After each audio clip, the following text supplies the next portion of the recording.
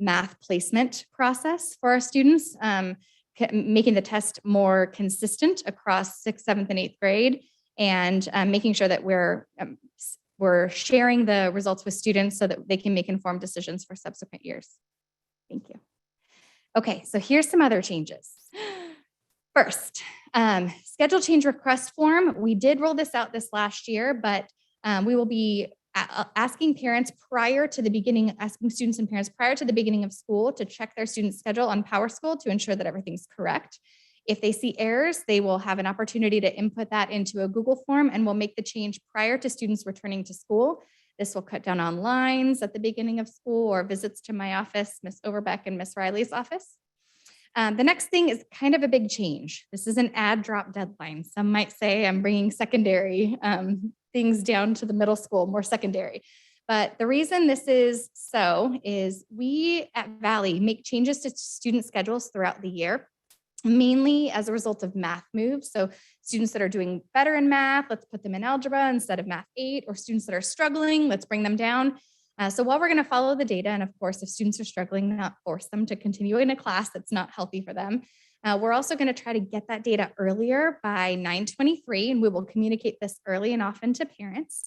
The reason this is so, all those math moves have additional ramifications: change in English teachers, change in PE sections, misalignment with regard to balance to the master schedule, not as happy teachers as we would like, and students that have to really make lots of shifts. So by nailing it down to 9/23, a deadline, is going to really help with that process.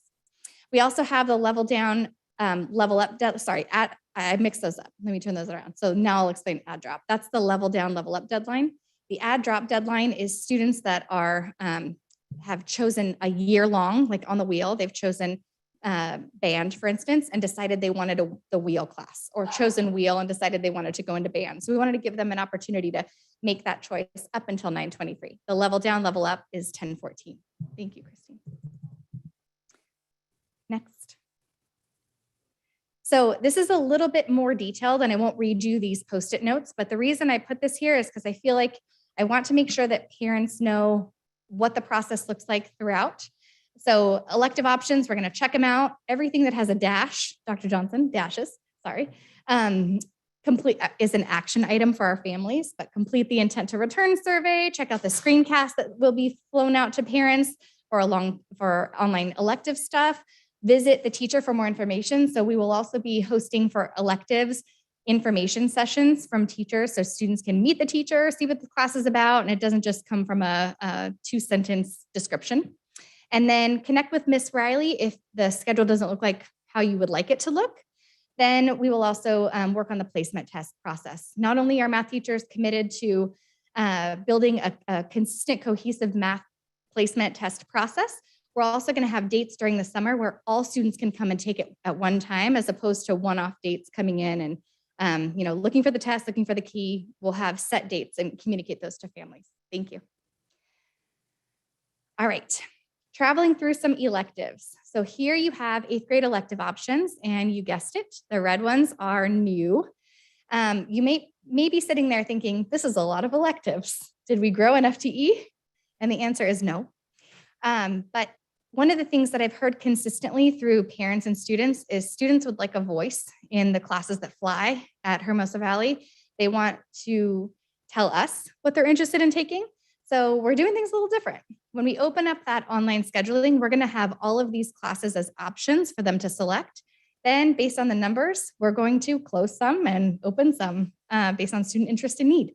So a couple of the new ones are digital photo and yearbook, drama, geography, and current events. So we have digital photo that's going to be presented by Miss Ripley, our art teacher. I'll talk to you about some creativity in a minute. Drama by Mr. Coleman, geography and current events by Tammy Heath, and then broadcast journalism and student council by Kelly Bell, but in conjunction with Monique Gonzalez. Thank you. 7th grade, same thing.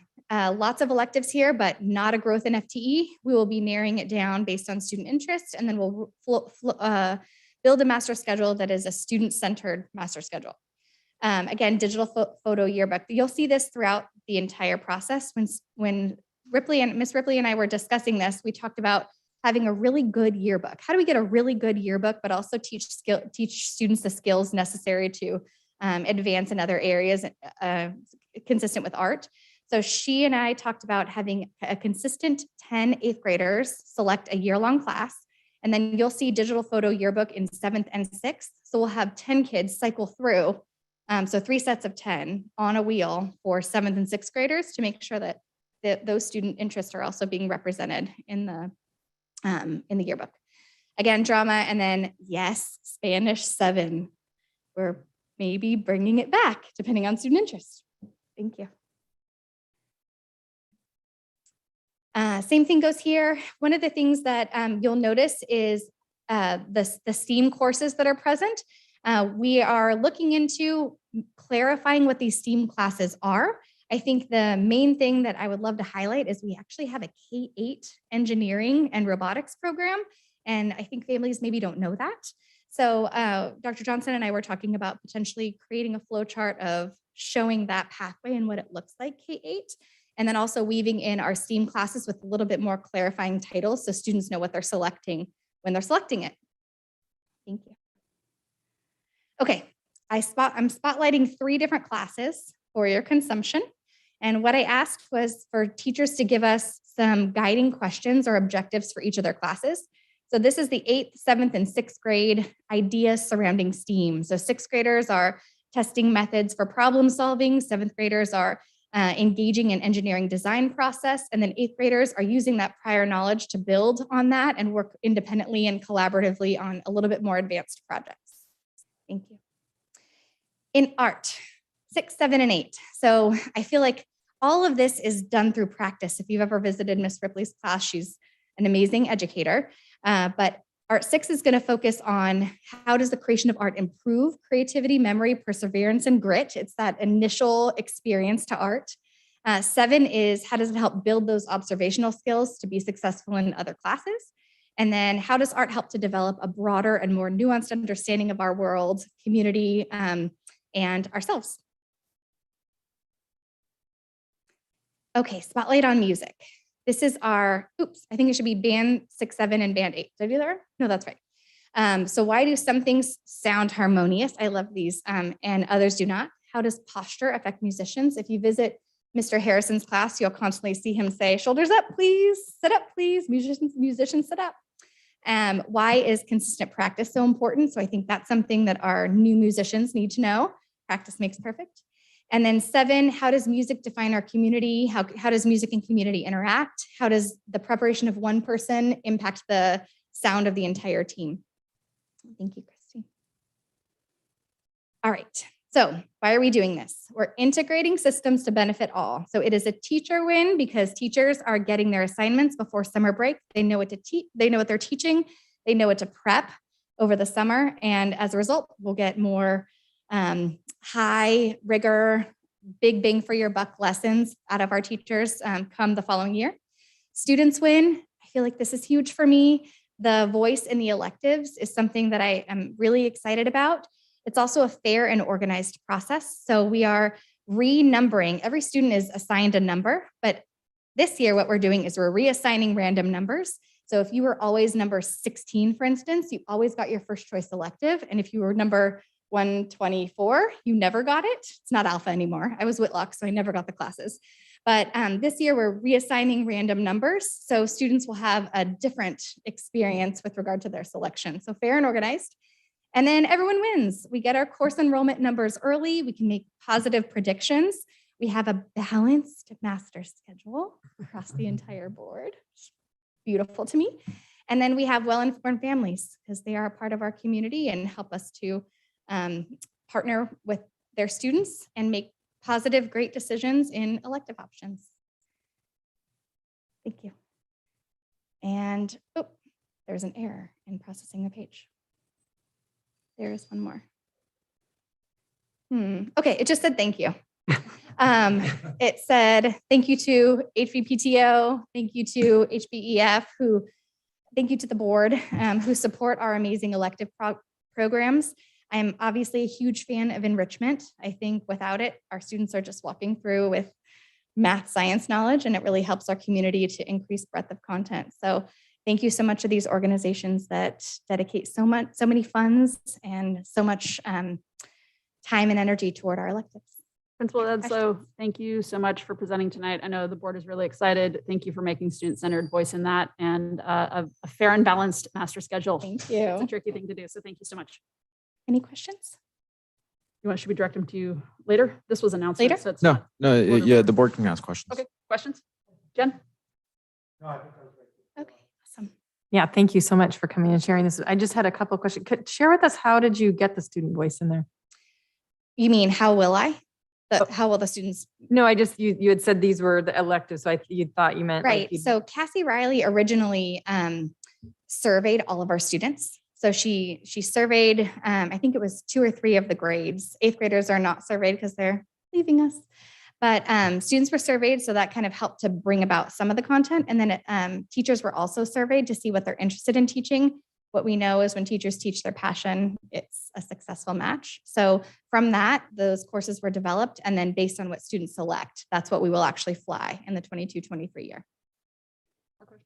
And my other question was just about like movement. It just went really fast to begin with. So if there's a student that wants to, or their parent wants to opt them into a more advanced level math, because they just know that their potential is going to be there. Mm-hmm. And they're just maybe not there yet. Is that still a possibility? Sure. Like Obviously, the parent is in control of their decision with regard to math. We give all of the information and make the parent and student most informed. Hello. Hi.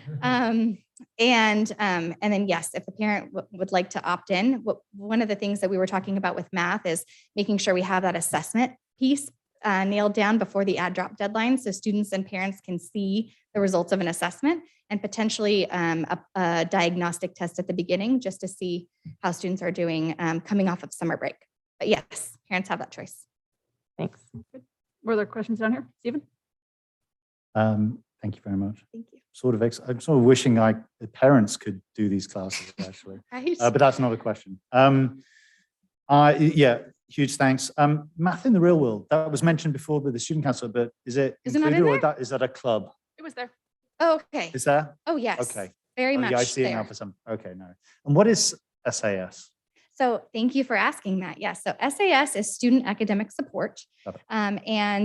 I came to Dr. Johnson with a challenge of students that were struggling in executive functioning in 6th and 7th grade.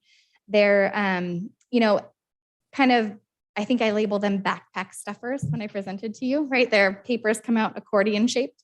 And Cassie Riley and I were seeing this systemic kind of pervasive thing in many of our student populations.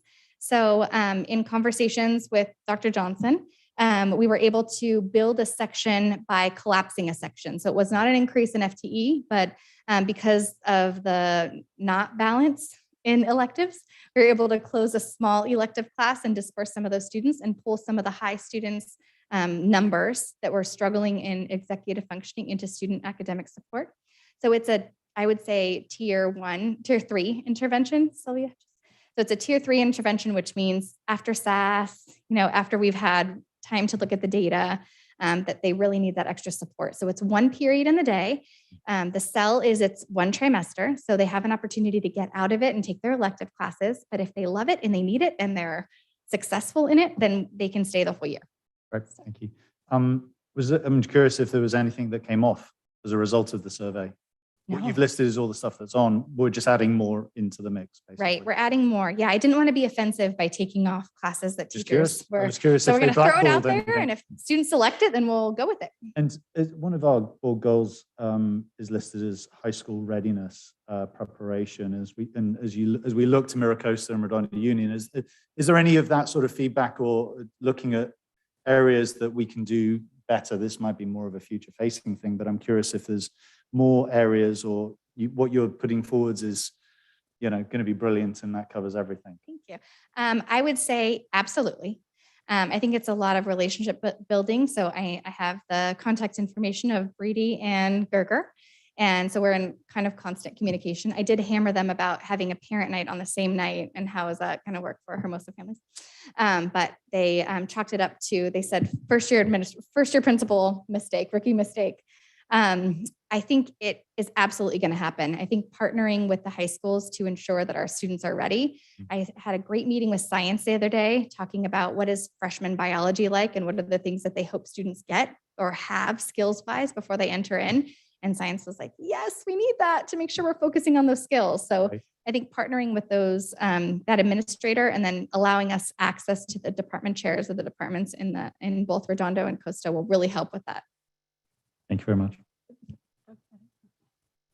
You don't have to say No, no questions. This is really terrific. I think it's going to be a great,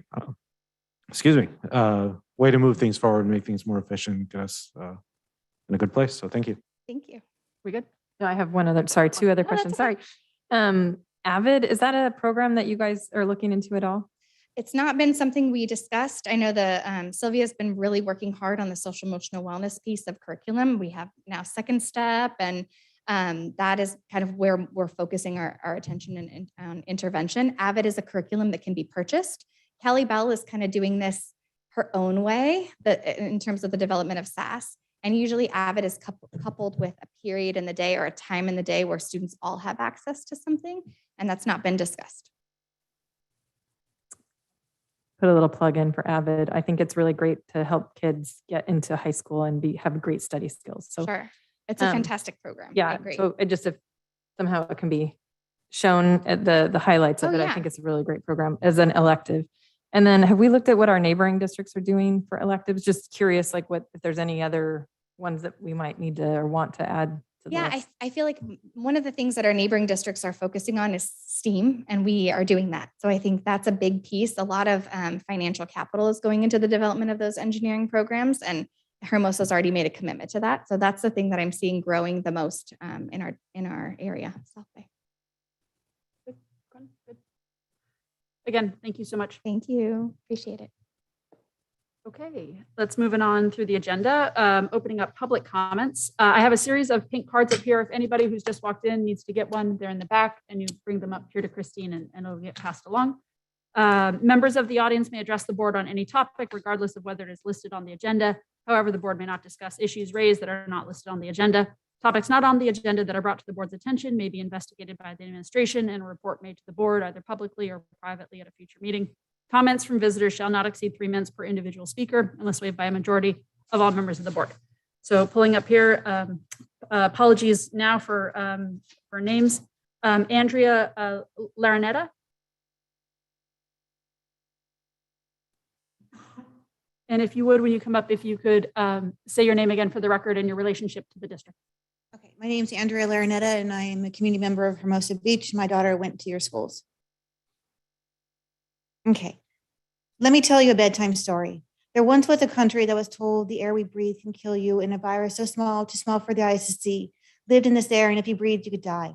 Every mommy and daddy, every grandparent, every sibling were scared, and their fear was so prominent that they relied heavily on the news, commercials, government officials to tell them how to survive. As time went on, the country continued to feed the fearful people scientific facts. Every day they were told by the smartest, most notable, and most famous people in the world the numbers of how many people had died and how many were in the hospital infected. They were told, don't visit anyone, you'll get them sick. Don't go out, you'll get sick. You must wear a mask to filter the air you breathe so you will not get sick. The people hid in their homes and wore their masks in fear. And time went on and people continued to be afraid, continued to isolate themselves, and continued to wear the masks. But one day, the smartest, the most notable, and the most famous people of the world changed their minds. You can go out now, you can see people, you can go back to the new normal, but you must continue to wear the mask. And now you must test. It's best to test all the time and as often as possible.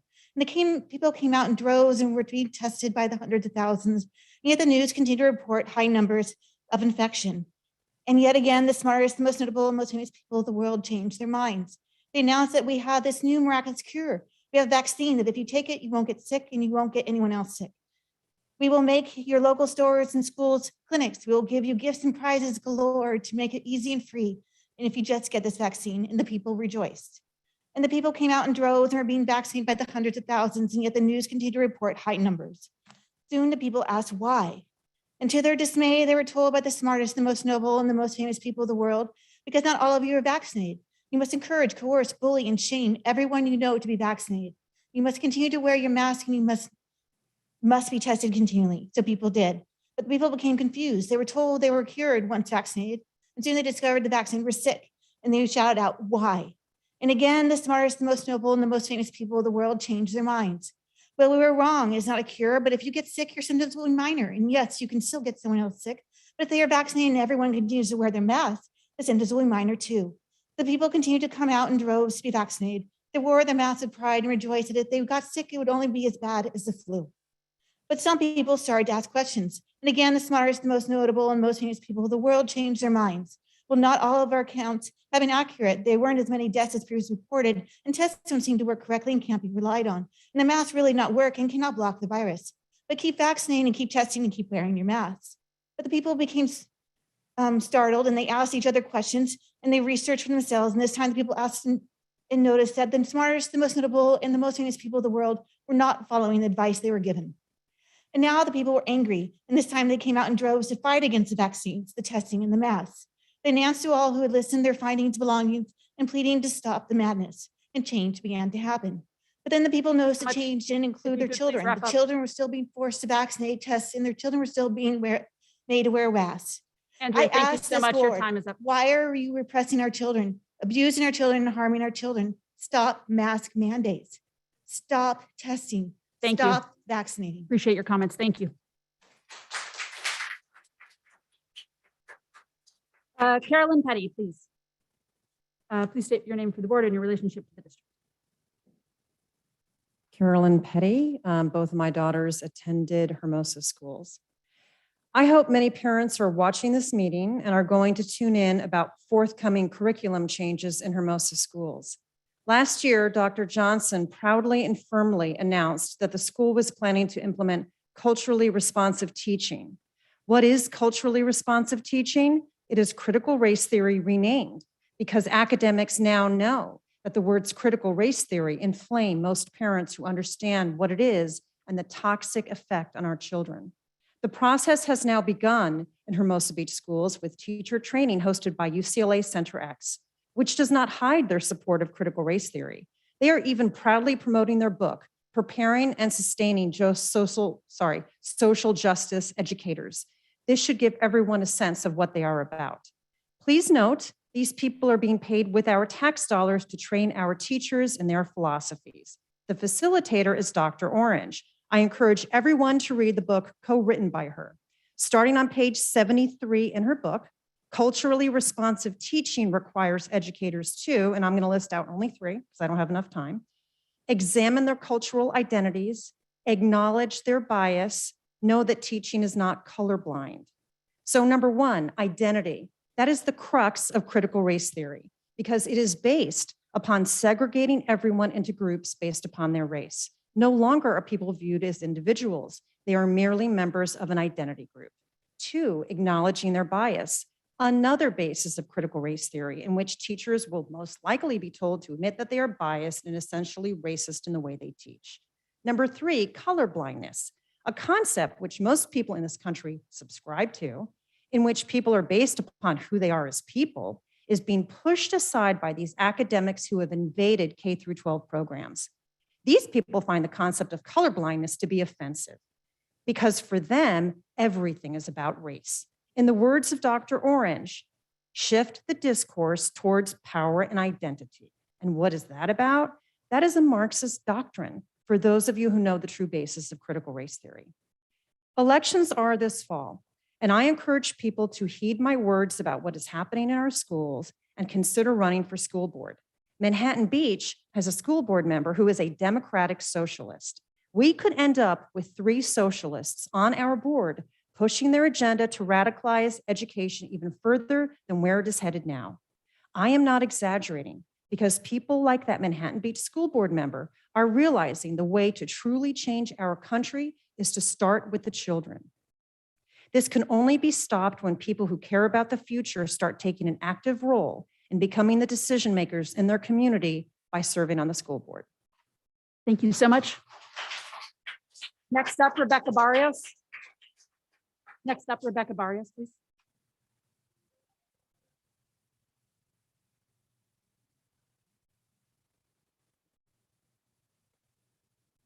Rebecca Barrios, my son Sebastian, I think you know.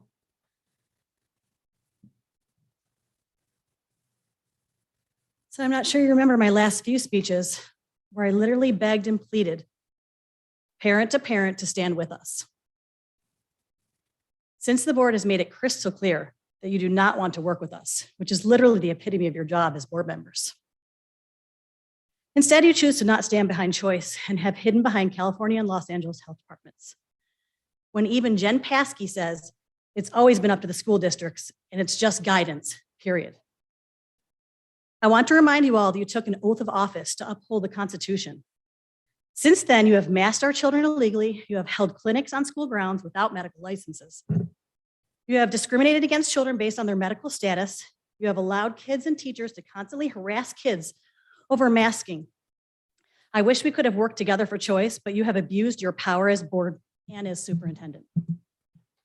Mandates are not laws. My child will no longer be an endless source of funding for you. Stop playing God up there and remember who you work for, and that is the parents, all parents. That said, tonight I am serving you, and if you don't make masks optional inside, agree to no more clinics and no more pushing emergency vaccines, I will file a claim against you all on your insurance, and you will all be held personally liable. So you can consider yourselves served. Thank you. And I have Next something up. to give to each and every one of you. Can our district clerk accept service? No, we've already accepted service. Already accepted Thank you. service. So you can hand it to the clerk. Thank you so much.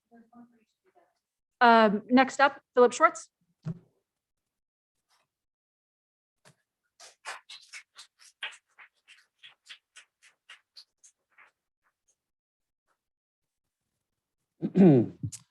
Phil Schwartz, my son goes to the Valley. Where to start? I'll just go right into it. So I'm going to borrow the words from Nick Freitas tonight. The United States is not a democracy. We are a constitutional republic. We elect our leaders through democratic processes. And that is an important distinction because because what it says is that we don't determine what's right or wrong purely based off a majority rule. We actually understand that there are certain governing principles which should restrict government power, because the definitive component of the American experiment is not electing public officials, it's preserving and protecting individual liberty. So I've been standing here giving the same speech, same emails for several board meetings, pleading to end all the mandates in our school district, only to land on deaf ears.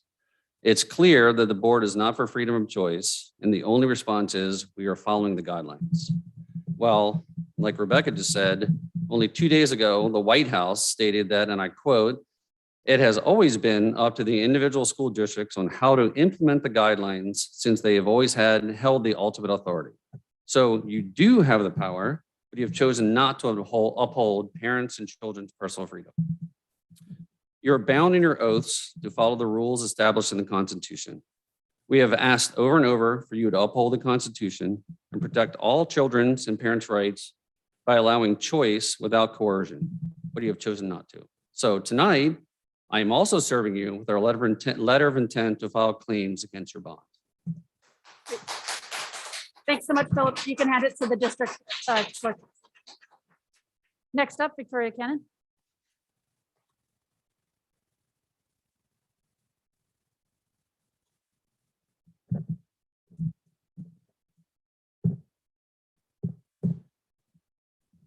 Victoria Cannon. I'm a parent. I have nothing else to say. I keep emailing, I keep talking, I get back nothing. Thank you for your email. I'm just following orders.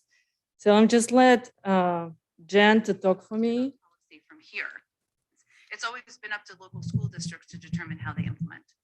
What does it say then that a governor like Phil Murphy, who's been so closely aligned with the policies of this administration, would get ahead of the medical experts and say, never mind what they say, school districts, you decide?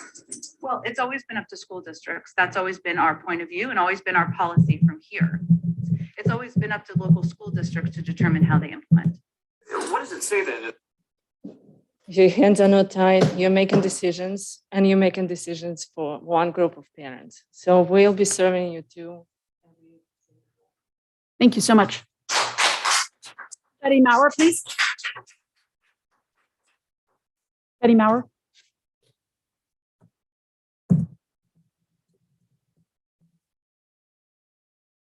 Oh, Good evening. My name is Betty Maurer. I'm a Grammy, have 2 kids in the district here. Have a couple things to go over with you. Done it before, I'll do it again. I continue to stress my desire and my family's desire that our public school district concentrate on teaching the basics, reading, writing, math, science, social studies, etc. The areas of the SEW guiding principle that Hermosa Beach has include equity, inclusion, diversity. And I think those issues are belong in the parental domain. I totally agree that the equation 2 + 2 = 4. Great. You guys teach that. Love it. Go right ahead. But the SEL issues are more in the values realm, values clarification. And I might not agree, my family and I might not agree with the district's value clarification or the staff's values clarification. We might not agree with that. Okay. So I, as a grandparent, want to be in control of teaching those values to my kids. If you have a problem with him on campus, call me. I'll take care of that problem at home. You don't need to take care of that. I will. And I can't imagine any parent handing their child over to you for you to take care of those issues. I can't imagine that. This is what we as parents do. It's our responsibility, not yours. Second thing I'd like to talk to you about, and I can't do it any better than these guys did, and what Victoria did with the jam sake thing on, 2 days ago from the White House. So both mask and vaccine mandates are not in the best interest of our students. And I think you can see that happening all across the nation now. People are finally understanding that it isn't doing our kids any good. It didn't work. They don't need it. And it should be a family's choice with their doctor.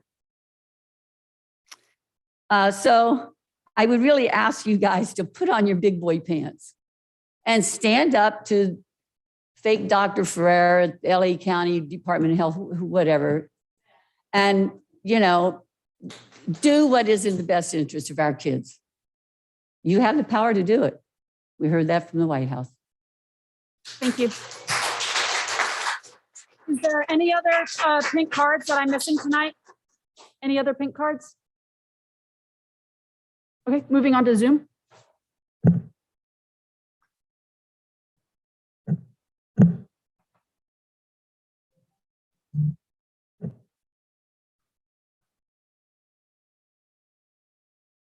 Maggie, I don't see anybody in Zoom waiting to make public comment. No, I see 2 people. I believe that they are from Ed Bailey for a presentation later. Brandon Harrison and Christine Bruno, both Ed Bailey. Okay, just confirming. Thank you. Of course. Okay, seeing no public comment in Zoom, I will now close public comment. Moving on to written communications. I'm going to just read out what I've received on behalf of the board, and then we can do individuals with that. So looking from our last board meeting, the board received an email from Philip Schwartz regarding masks. The board received an email on 119 and 120 from Rebecca Barrios on vaccines, from Victoria Cannon on 120 on masks, from 120 on Tracy Barr on masks, and that is all I have from to the board. To me personally, I have an email on board governance from Don Brand, on COVID from Brad Fritzel, on COVID from Alice Fabian, on LCAP and TK from Jeff Ackerman, vaccines from Gary Brown, LCAP from Tricia Scaglione, Suzanne Evans on Native Garden on 122, Carolyn Petty on 123 and 125 on iReady, Joanne Anderson on mask mandates on 126, Sabrina Burnett on 127, Kelly Gutschall on 127 on mask mandates, 131, Victoria Cannon, mask mandates, 26, Victoria Cannon, mask mandates, 28, Victoria Cannon on mask mandates, 28, Katie Ball on LCAP. I'll start with you, Quentin, and just go down the line. Do you have any correspondence? No correspondence. Great, thank you so much. Same. Doug, Same. Quentin, or Stephen? Maggie, thank you for taking all that communication. I know it's a lot of response, so thanks on behalf of the board. I also had Bradley Aranda, just thanks and follow up from the last meeting. You may have covered this. There was a Rebecca Barrios just to you and I, not the board, on vaccines. So there was that one. There was also Becky Sholton, Aaron Smith, HVPTO and HBF, and Assembly Member Murasachi's staff around the bill package. Thank you. Excellent. Closing communications then and moving to the superintendent report. Thank you, Maggie. A few updates here. So first, I want to address an announcement by the Los Angeles Department of Health that came out today about indoor and outdoor masking. I'm going to kind of move past outdoor masking because outdoor masking is currently optional on our campus so long as social distancing can be maintained. And that's in alignment with the LA Department of Health requirements. So the LA Department of Health did speak to a benchmark of when they would consider removing the indoor mask mandate for K-12 campuses. I want to put a point of clarification out there that February 15th is the end of the statewide public indoor mask mandate, and that is not in relation to TK through 12 campuses. They're under a different set of guidance. So after February 15th, as of right now, there will still be a statewide indoor mask mandate for all California schools. With that said, the LA Department of Health established some criteria where we could possibly expect to see the removal of the LA Department of Health's indoor mask mandate for K-12 schools. So there's three criteria. One of the criteria is that the positive case rate per 100,000 people is low, between 1 and 49.99 people per 100,000. I'll just translate into that. Probably the earliest we'll see that is March-ish, if things continue to go down as they have been. The next criteria benchmark that must be met is that vaccines for ages 5 and under must have been available for 8 weeks. It is currently not FDA authorized. So under that timeline, probably the soonest you would see the removal of the indoor mask mandate for what LA Department of Health is saying right now is April to May-ish, if I had to guesstimate. And then finally, they stated that there could be no variants of concern, you mean like that are, increasing the case rates, and that literally is impossible to know. So I would say that we're still a ways out from the removal of an indoor K-12 mask mandate. There still is a statewide and K-12 indoor mask mandate that does not end on February 15th. And even if it does, then we are under the requirements of the LA Department of Health, as we've been for now 2 years. And their criteria is pretty restrictive. So that's on indoor masks. Next, we did take our iReady assessment for our second benchmark and produced great data that was shared with the board at the board workshop. Just some of the highlights here, 74% of our students are at or above grade level. That's a 10% increase from the last assessment taken, which was the diagnostic pretest. We had growth in all subgroups. So every subgroup you can think of, ELL, special education, demographic groups, race, ethnicity, saw all increases, English language learners. We also saw a 10% increase in our special education performance, which was one of our lower performing groups, which is fantastic. Thank you, Sylvia. We did pull state and national data for those that may be interested from iReady. They provided that for us. So while we perform at the 74% at or above grade level, Nationally, they're performing 33% at or above grade level. And then statewide, it's 30% at or above grade level. So we double the state average as far as students at or above grade level, which sounds pretty darn good. Good job. All right. So kudos to our teachers and our staff. They've been working incredibly hard. Our parents and our community. It's very much a team effort. We're really proud of these results. And we look forward to seeing continued growth as we get through the rest of the year here. Glad kids are in school. All right. Next, the equity dashboard has launched. Fantastic. That data is live, which provides database measurements for our progress and our equity and inclusion goals. You can visit it now on our district website. It was also promoted on our Instagram and Facebook page, so go check it out. And I just want to note, I believe we are the only school district in the South Bay that provides this type of data.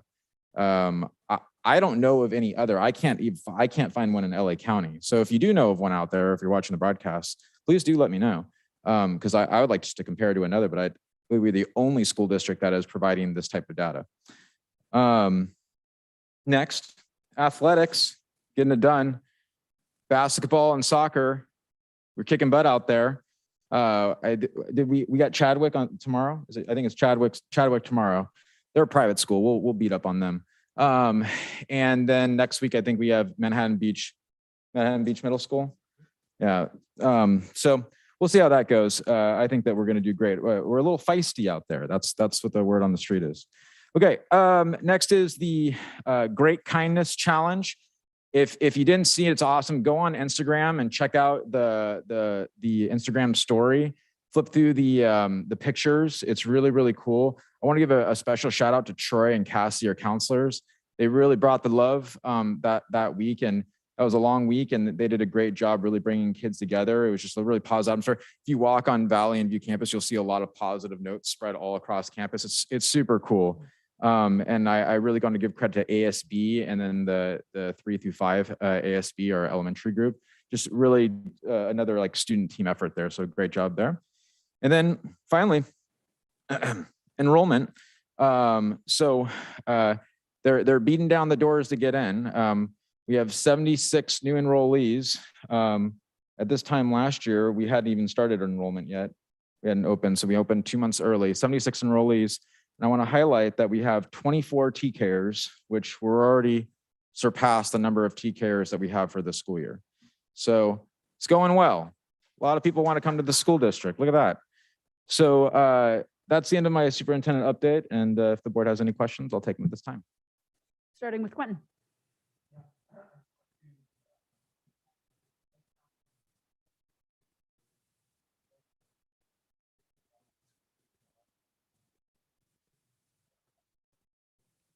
Quentin, are you on mic? Let me make sure I'm on mic. There we go. Can you just clarify the legal authorities that we answer to? Because it might sound authoritative to hear somebody at the White House say that school districts can do whatever they want to do, but that's not my understanding. Can you clarify that? Sure. I had not heard that from the White House, so I appreciate the news blip there. We'll start off by like just understanding like what a regulatory versus a non-regulatory body is. So the White House over our health protocols has no authority that I'm aware of over our health protocols. They are not a regulatory body. The CDC, though does have influence, it's a guiding agency. It's not a regulatory agency over local school districts, California. The only regulatory agency that has authority by ed code is California Department of Health and the Los Angeles Department of Health. So while I appreciate, the White House, weighing in and the leadership they provide for our country, the reason I hadn't heard those comments, to be honest with you, is because they have no impact over our current situation. The LA Department of Health made no reference to those comments, and I haven't heard the California Department of Health do so either. So that's kind of sort of my quick take on that. So I learned it alongside you. Any other questions, Quentin? Jen, what about you? No, I think you did, I'm not sure you answered the question of what are the other things that the law says that we're obliged to, the regulatory agencies are saying. The regulatory agencies are the California Department of Health and the LA Department of Health. The California Department of Health is not ending the TK-12 indoor mask mandates. That guidance still stands. It doesn't end on February 15th. And then I spoke earlier about what the LA Department of Health stated in regard to when they would consider ending an indoor mask mandate for TK-12 schools. And what would happen if we decided we wanted to just ignore that? So if I understand the question correctly, you're saying what would happen if we ignored the health departments that are regulatory? Correct. Well, for one, that's the community. I think it's not just as board as a school board. It's like, what would happen in the community potentially? Well, I don't know about the community. I mean, like, because it's a regulation of the institution. So it's ed code that we're required to follow. I mean, like the regulatory bodies, like the health department, et cetera. Like they also inspect our kitchen as well. And it's illegal not to follow those agencies. So I guess, for example, you mean like if one didn't follow that and God forbid someone became sick with COVID, then the district would be potentially liable for not abiding by the standard of care set by the health department. We would run the risk of fines, being shut down. You mean like, and likely, because I've seen it in other instances, a more strict set of protocols done locally at a school site in order to contain potential exposure. You know, like that's, and the health department has that authority as well too. They've used it locally here. For example, when there was an outbreak at a neighboring school, they instituted a local requirement that there had to be masking outdoors. So, I would say would probably have the unintended reverse effect.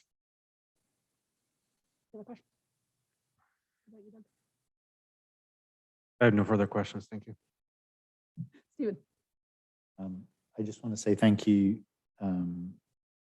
board, especially on the E&I, equity and inclusion. I mean, all the work done by the task force. It's been a huge undertaking as a district, and thank you, Jason and team for doing that. It just makes me very proud, and I really appreciate all the work that goes into it, and the fact that our district is supporting all students for excellence. So I just wanted to say well done, and thank you for promoting it as well. Thank you. Anything else, board? Okay, thank you so much. And no further updates, right? No, thank you, Maggie. Excellent. Moving on to board reports. Jen. I'm going to give a brief wellness report, wellness council report, only because Dr. Johnson's going to talk about PlayWorks and something we're going to vote on. And then he already touched on the kindness challenge, which was a huge deal was it last week or the week before that? 2 weeks ago, I think. It was the last week of January. For the wellness? For the kindness challenge.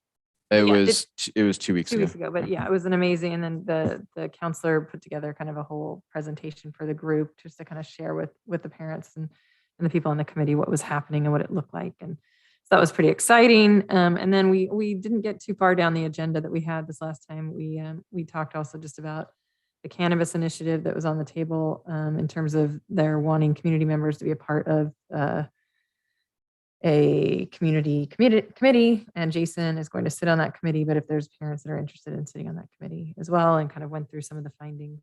And that's it that happened. Thank you. I'm just going to do a quick president update on that, and want to thank the Valley School and Principal Bledsoe for the visit to Valley. Because of the Omicron variant, we had decided for the full board not to go. Instead, I went, and just the teachers were doing such amazing things in the classroom, and the students were so engaged. It was really so nice to see the magic happen in the classrooms. So again, thank you to the Valley staff for that. And then also wanted to thank Nancy for organizing the trip for Stephen and I to go to View and look at the updates to construction, to really walk the grounds from where we were in July with like the board being able to do a groundbreaking. It is neat to see it come along, and I'm so excited for those kinder classrooms.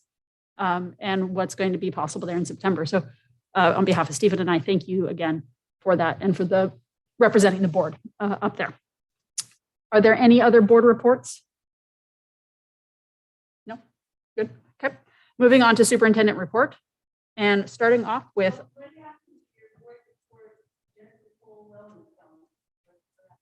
Thank you. I did that. we just did the Wellness Council report. Yep. So moving on to the superintendent report and board discussion on R-39-2122 with Mr. Harrison. Oh, good evening, members of the board. My name is Brandon Harrison. I am a partner at Eid Bailey, and I am going to be presenting the Hermosa Beach School District Audit Report as well as the Measure S Audit Report as well. I think I do have the right to share my screen. Are you all able to see the audit report? Yes. Okay, there we go. So I will go through the audit report. So these financials are management's financials. What we do is an independent audit firm. I also have Christine Bruno with me, who is in charge of the audit. And if any questions, myself or Christine will answer it as well. So these financial statements are management financial statements. What we do as the independent audit firm is we issue an opinion over the financial statements. For Hermosa Beach City School District, we issued 2 audit opinions over the financial statements, one over the financials and then one over your state compliance. And I will kind of I'm going to go through a quick synopsis of the report. I'll give you the report card over the district. It's going to be way down here, actually. It is going to be what we call our report card, where it gives you a summary of the information that we have. So we issued an unmodified opinion. An unmodified opinion is the best opinion you can receive. That means your financial statements as presented are free of material misstatement and free of material non-compliance. In the current fiscal year, we did report one material weakness, and I'll go over that right after this. That means we had some adjustments. That means we had some adjustments that we had to post, but they were accepted by management and posted by management and corrected by management as well. We did not have any significant deficiencies in no non-compliance. So that means within your grants and your federal grants, your state grants, we didn't have any non-compliance to note to you. We also issue an opinion over the state compliance. So that is going to be over your attendance accounting and many other state programs by the state controller's office that they make us go through procedures with. We issued an unmodified opinion over the state compliance, and we did not have any comments to note over the state compliance. From here, the only comment that we had here was some of the closing procedures. You'll see that we noted them in the current fiscal year. There were audit adjustments that we had to post based off of reconciliations. There was some turnover within the fiscal department that we noted, and we noted that as a recommendation of some of the policies and procedures to implement. We've talked with management about this, and they've moved on and to help with initiated some of the consulting agreement with us as well to help them with some of the closing processes to fix this comment, and we anticipate this comment to be fixed in the next fiscal year. They did accept all the adjustments that we had, and they have posted them to the financial statements. Management provided us all the information that we needed throughout the audit. We did do most of our audit remotely, but this year we actually did come out on site this year. So we really appreciate management helping with us and working with us remotely. They provided us all the information we requested. We did not have any issues with management in the current fiscal year. They would provide us all the information that we requested, and we really do appreciate all the effort that they provided us in the current fiscal year. So there was only one comment in the current year. This was a repeat finding from the prior year for closing procedures. So management has been working on this for the last couple of years to implement these procedures, but there were no other comments. There were no state compliance comments or federal compliance comments in the current fiscal year. Only the one management comment that we had over the closing of the financial statements. That's my district report. We only had one comment this year, so it's not much to present to you, but I know you had the opportunity to review the report, so I want to open it up to more questions if anyone had questions. Great, thank you so much for that report. I'm going to start off with Stephen. Move down the line. None? Doug? Good? Jen? Good? Quentin? Good? No current questions at this point. Okay, I will move on to Measure S. Sorry. So I will move on to Measure S. So with Measure S, we actually have 2 audits that we have over the Measure S bond program. So we issue a financial statement that is similar to the district, where we verify that the financial information is free of material misstatement, free of material noncompliance, and the numbers are accurate. But we also issue what we consider a performance audit. A performance audit is when we look over the expenditures to make sure that they're in line with the ballot measure of Measure S, their approved projects. We look through bid procedures, and we do a sampling of the audit. So for the financial statement, I'll come down here and I'll show you the balance sheet. We issued an unmodified opinion, so there was no material misstatement in the bond report. So here, this is just going to show you that the total fund balance at the end of the year, halfway through the page, you'll see is $25 million remaining. Primarily, the majority of that's going to be your amount in cash and county.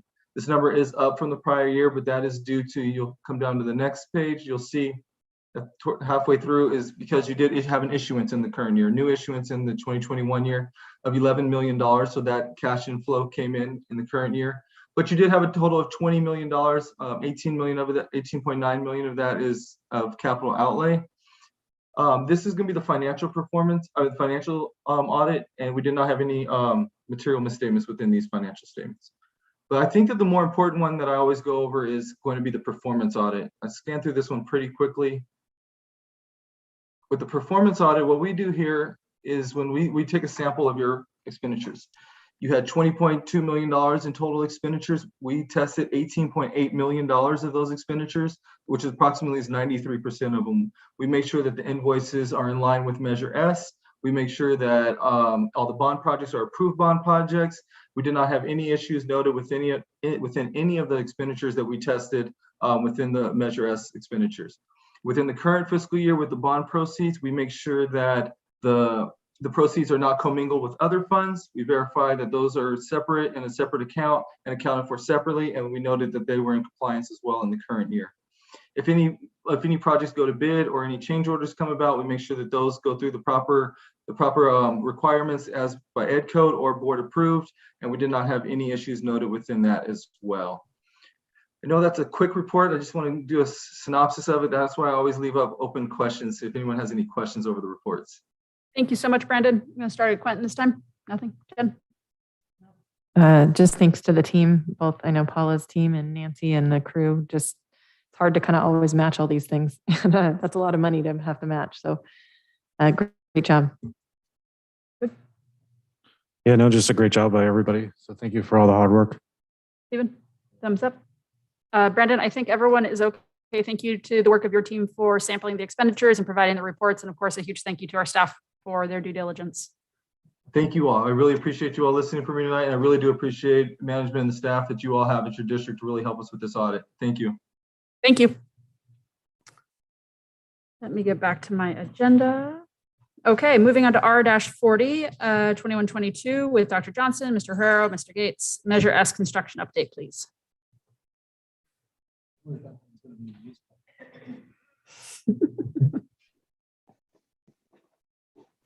Next up. Good evening. Good evening. Hi. So we're ready for the update for Hermosa View. We can move to the next slide. Matt, you stand down, soldier. I'm gonna lead off here. Thanks, Matt. Yeah, I'll introduce you in a quick second. This is very much a joint presentation, and I want to thank Erickson Hall and SVA. And is Anthony in the house still? He was. Yeah, Anthony was here. Hopefully he's okay. Tonight we're going to give a joint presentation from district staff and our construction and architect team about where we're at with Hermosa View. This is aligned with a benchmark system that we set up in order to make sure that we are presenting to the board and being transparent with the community about the progress of Hermosa View and the bond Measure S. I'm going to talk a little bit about View, and I'm going to talk a little bit about Measure S, and then I'm going to defer to Matt and his team in order to get into particulars of the construction update itself. Slide. So in summary, Measure S objectives have been affected by delays and cost escalation. Those are related to litigation, COVID-19, And it's been over the course of, now going on six years. So the project is still moving forward, but we've hit some. It's been crazy times. like in short, I think we really hit the jackpot when it came to the timing of the Measure S construction project. Nevertheless, I still think it's going pretty well. Hermosa View is on budget and scheduled for completion in August 2022. And the key priorities of Measure S have been or will be accomplished. And we should be really proud of the work of the entire team in the community. It is a story of struggle, but it's definitely a story of perseverance. And I think today's presentation will paint that picture. Slide. So here's the journey, and it goes back to the bond being passed in June 2016. Congratulations to the Hermosa Beach community. They've earned it. They've earned themselves brand new schools and facilities. Then you can see here that there were delays in 16-17 with litigation and work through the environmental impact report for North School.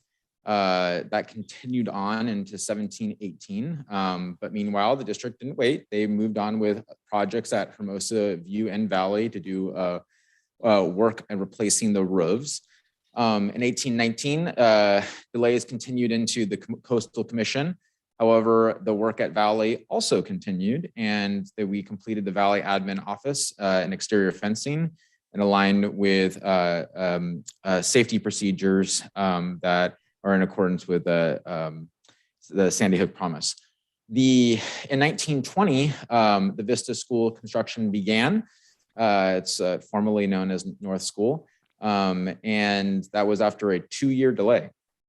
As I mentioned, that with a 2-year delay like that, we ran into cost escalation. That cost escalation was also exacerbated by COVID. And then that led to supply chain delays as well too, which led into when we were creating the GMP or greatest maximum price for Hermosa View, the costs were remarkably different with COVID, with years of cost escalation, which led to us doing cost saving measures in order to make sure that the main objectives of Measure S could be completed. Construction on View started in April 2021, and we are expecting construction to be complete by August 2022. And we really do believe that the core of the project is being completed, and it will wow people. It is not even like, where are we, like halfway done? And I was wowed when I walked campus just last week. Slide. Here's the bond language. I won't read it out in 2016, but we are committed to achieving those outlined in the bond language. And I think we continue to be on our way to meet what our community believed was the best for their city and for their schools. And we continue to be committed to that work. Slide. So something that has to be mentioned in this when it comes to funds and value engineering, which we did for Hermosa View, is there is a missing piece of the pie here, and that's state matching dollars. We applied for state matching dollars for all of our schools. And there you see a breakdown of potential earnings that we could receive from state matching funds. The problem is we don't know when those state matching funds are coming. So they could arrive next year, year after next year. However, it could equal up to $5.8 million. We do have a plan for those monies. There is work at Hermosa Valley that was part of the 2014 GKK facilities master plan, and we'll prioritize those items in order to achieve them. And I'll talk a little bit about that later as well. Slide. So this was the original projection construction costs in 2016. Slide. Here is the Measure S budget created in 2019. And there you can see the estimated total cost of the project was $60 million, still within the Measure S funds budget. Slide. And here are our expenditures to date, which we are still within our budget. And as the work continues over at Hermosa View, what we are currently projecting is we will come in right at budget. We will use the money that is allotted and likely all of our contingency money as well too in order to complete the Hermosa View project. Slide. So just to kind of explain again, or to relay just, what happened in relation to like, why is it that the project is coming right in on budget? Why is there no extra? And there's a lot of reasons for that. I think a lot of them are related to the litigation, which led to delays. And then that was compounded by COVID, which led to even more cost escalation. When we talk about cost escalation, besides just the legal costs, it's materials and labor, the NTMP, which had a lot of off-site improvements at the North School, now Hermosa Vista School. And there you can see the cost escalation over the last 6 years. And I mean, if you look at 2021, just recently, that cost escalation, which I'm sure everyone has experienced in some way, shape, or form, the impact of the supply chain issues worldwide. Slide.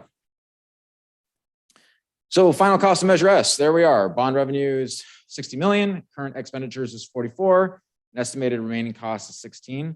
Something that I don't want to get lost here as well too is that we were able to sell bonds at a fantastic rate last year. So there is a happy part to the story, which is that we are saving our taxpayers millions and millions of dollars because of the rate that we were able to sell our bond at. So that is the good part of the story, and we talked about that at our board meeting I think last year when we did our sell. So I think the long-term fiscal health of the bond is great. I mean, like in relation to what was the unfortunate aspect of building a school during an international pandemic. Slide. So the Measure S objectives, here are the core of the project. You can see that Hermosa Vista is complete. That construction was from 2019 to 2021. There you see Hermosa Valley, the work that was complete. And you can also see that a lot of the work afterward was also completed, including the exterior upgrades and the parking lot completion. The thing that's looming is classroom modernization. And that will be one of the items on the docket if and when we receive the state matching funds to work on those classrooms at Hermosa Valley to make sure that they are up to the same level as our other two campuses. Slide. There we are at Hermosa View. You can see that the modernizations is in progress. A lot of technology work being done, new roofing, which is already completed, and then the major parts of the construction that are in progress. And something to note too, in the building C, D, and E, which are existing buildings, we will have modern HVAC systems to make sure that our students are breathing the cleanest, most filtered air. And then finally, the district office, this is the want loser in the whole deal, that we will not be relocating a district office onto Hermosa Valley. That's okay. I'll keep my district office people cozy and close wherever we end up landing, which I will talk about later tonight. Slide. Thank you. At this time, I'll take any questions. Thank you so much. Starting with Stephen. Sure. Doug? I don't have any questions. It's just been a great job by the team here, the prior administrative team. It has been a slog, a 6-year, almost 6-year slog, but we are almost there. So thank you, particularly to Jason for picking up the mantle and not letting anything slow us down. And we will get there. So much appreciated. Thanks, Doug. Had some PTSD on that litigation slide. not gonna lie. Yeah, I wasn't gonna mention that. Jen. Yeah, thank you for the historical context again. It was, it's good to see. It's good to just have as a document, I think, for even future projects too, to think through. Thank you to everyone who continues to work on this. I feel like it's a real team effort here. And I know Matt's going to go through his part. So excited to hear how that's going. Thank you, Jen. Good luck, Matt. Fun. Just a quick highlight and thank you for a real clear presentation. As the rookie here, one of the things that and prior to that, a interested but probably casual observer, I had a hard time connecting the dots about why we were doing cost engineering of the schools and whatnot. And I think, you've highlighted it clearly here that when the bond was passed, there was a clear expectation of, additional funding, substantial additional funding coming from state matching funds. And that's caused a lot of, hiccups and adjustments that had to be made. And kudos to the district and its partners, Erickson Hall and SVA, for finding a way to get things done, despite the fact that, the expected funding was way short of what we had expected when we passed this. Thank you. Thanks, Quinn. Steven. Absolutely brilliant. Let's do it. Let's build the school. Nothing else. Thank you, Stephen. Moving on to Matt. Thank you, board. Good luck, Matt. Good evening. Appreciate the time. We're excited at the progress, and we're here to talk about it. So next slide, please. All right, and one more slide.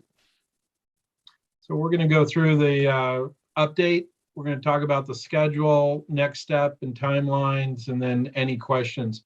A couple things that Dr. Johnson mentioned.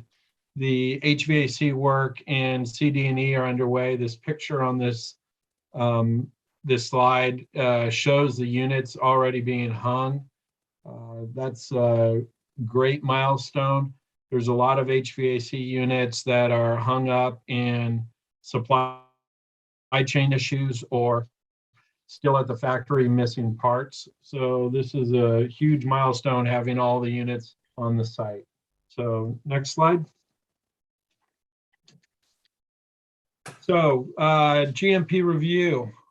Final GMP in February of last year was $23,320,800. Total contingencies was almost 1.2 million. To date, we've used roughly $820,000. So we're running out of the money. We're through a lot of the value engineering and designs that we were waiting on from DSA with revision 1 on the drawings and things like that. As we worked down to a GMP that was within the budget, there were a lot of assumptions that Erickson Hall made, as well as SVA giving us ideas as to where we could cut pricing and still give you the product you were expecting.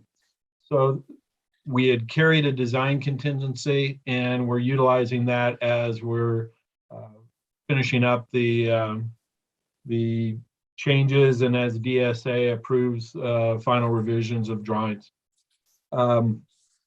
The picture on the left shows where we were at in October. We were just getting ready to pour foundational concrete. And the center picture right here is we're on the second floor. We've poured the deck, and we're backfilling against the first floor, getting ready to do the second floor deck up above on grade. This is a huge milestone. Give you an idea, the dirt that we're backfilling against the building, we just reached the 10-foot mark. So this was a substantial hole in order to build this building in the hillside and do what we needed to do. So huge milestone, really good stuff. Next slide, please. And again, just kind of showing where we are at. Framing on F1 was moving along, and we had just poured the slab on F2. Here we are. Now we've got both buildings framed, roofs on, and we're putting on stucco.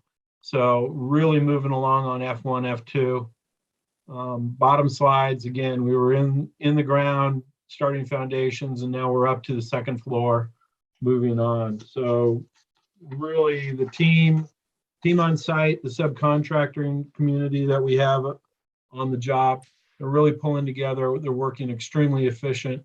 SVA has been a great partner as we're moving through any issues that come up. So really pleased with everything that I'm seeing out on the site. Next slide. Couple items that we're seeing with the construction. We're actually tracking right now as with a building B finish of August 16th. Building F1 and F2 are well advanced of our baseline schedule. We're going to finish late March into April. The kitchen additions finishing in May, which is again well in advance of what we need to get the district moved in. Site work has been a little bit of a struggle with some utility work, the earthwork, and just getting the buildings finished far enough along to where we can remove scaffolding. So we're moving along. Current completion date for the entire project is the 23rd of August. We are looking at again, significant early completion on F1, F2, as well as the modernization work in C, D, and E. So we can give a lot of opportunity for the district to begin moving into those buildings well in advance of this. Next slide. We had identified early on last June of milestones to anticipate as we moved forward for my board presentation.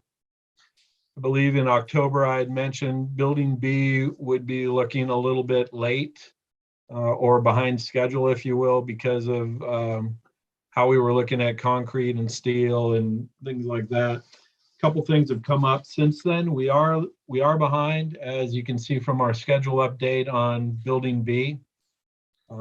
We had to resequence some work in order to allow our steel contractor to move ahead and help us with the second phase of building B. So we took a little bit of a step back in order to help us in the spring and definitely during the summer accelerate to the finish line.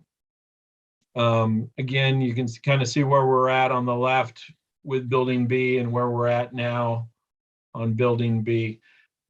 As we're looking at January, you know, what we were looking for in the kinder buildings was starting the exterior plaster. We're actually complete with the color coat on F1. We have siding, the lap siding on one side complete. We've removed scaffolding. The second building, F2, I think we're going to do the color coat later this week, early next week. So F1 and F2 are definitely moving along. We're utilizing every opportunity we can to get whatever work that is open completed. We're anticipating in March, kinder buildings will actually be into finishes. We won't even be talking about exterior lap siding. We'll be into paint, tape, texture, and signage and that sort of thing. The site, since the scaffolding started to come down around F1 and F2, we're immediately shifting into site utilities and grading in order to get the fire lane in, hardscape, ramps. We've got a lot of differential elevations and to get to the buildings. We're working on all of that, and we're going to be working our way out of the back end of the campus with our utilities and our paving.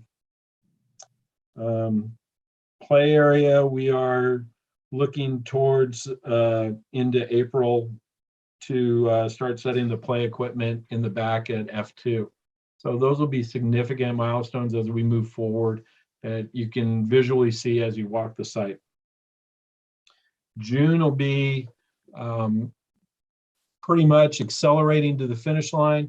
Goal is to have all of our non-building B work complete with the exception of the site work out front and in between B and the kitchen area MPR. So we'll be just working in those areas to get everything done. The back end of the campus will be complete and roped off and ready for the district to use as they start moving in and getting ready for the start of the school year. Off-site work will continue through the summer. Couple items I'd like to just bring up. I'd like to have just a shout out to Board of Education, as well as the City of Hermosa Beach for working together to allow kind of a relief and an expansion of the work hours. We're going to be good neighbors and not abuse the privilege. We are going to be extremely strategic in utilizing those extra hours, and definitely as we approach the summer and potentially spring break, those type of things, we'll be utilizing those hours in order to accelerate the work product in Building B and the NPR stuff as we're finishing up. When we get out into the site work, we'll be extremely efficient. We've got game plans. Nat Riddles, the superintendent, along with Anthony, they're coordinating with the city, and we'll be ready to have all of our equipment and materials set, ready to go, so we can knock that out. Next slide. So our next steps, we've got just a couple more hiccups in terms of infrastructure, and I shouldn't say that. We've got an irrigation design. We're just waiting on Cal Water to approve the connection, and then we can finish up as we export the soil and finish grading out the fire lane. We can start working on irrigation and cleaning up the backfield and getting that ready to go. The district's utility provider for the fiber service, we're tracking a July connection date. I'm sure Nancy's already working her magic to accelerate that, and we're here to help. If they need anything, we'll be ready to go and help them finalize the fiber service. We do have a challenge with DSA. We're third round with an elevator review. That's always kind of a challenge with DSA. They're looking at different things. I believe we're all set up, have all the questions answered to where we can move forward and be ready to drop that in as we finish the tower for Building B. And again, as we're finishing up and pulling down scaffolding around F1 and F2, the utility installs across the campus will be going forward. Fire service is the last utility coming down the fire lane. So that'll go in right away. And then again, we're making grade, getting curb and gutter in, and then start paving that, getting that playground in the back at F2 set up and ready to go. And as I said earlier, HVAC units are already being hung in the building C, D, and E. So that's what we're expecting as we're moving forward. We're going to be pretty much fast on our feet and utilizing our ability to work extended hours and still be a good neighbor for the district. This picture right here is the first floor of Building B. Now that the second floor has been poured, we can already start framing, start putting in our utility rough ends and getting that ready to go since the concrete's already poured up top. So that's a good thing. Again, gives us opportunities to work in other areas and not impact the critical path of the work, which is the second floor foundation. Next slide. Again, this is kind of a roll-up schedule update. We're looking at a 23rd of August. I will tell you right now, we have used 5 rain days. We still have 5 in there. If we end up not being impacted with any more rain, that goes away and we're already back into the 16th of August, picking up a week. So there are things we can do. Offsite improvements, breaking that off of what our utility connections are, that could actually give us a little bit of float that we can capture on the work. Game plan is to have everything ready for you, for the district to move in early at F1, F2, CD and E, NPR and kitchen.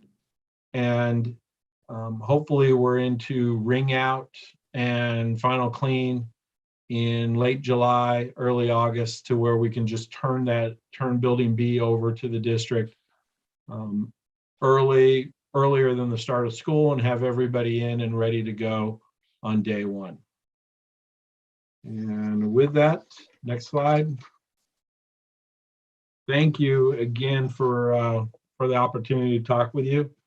Any questions? Thank you so much, Matt. I'm going to start off this time with Quentin and then go down the line. Okay. Right now, thanks, Jen. Yeah, no, thank you for really addressing the schedule questions. You hit all the ones I was curious about and how to get the time back. So I'm sure you spent a little extra time on that one tonight for me. So thank you.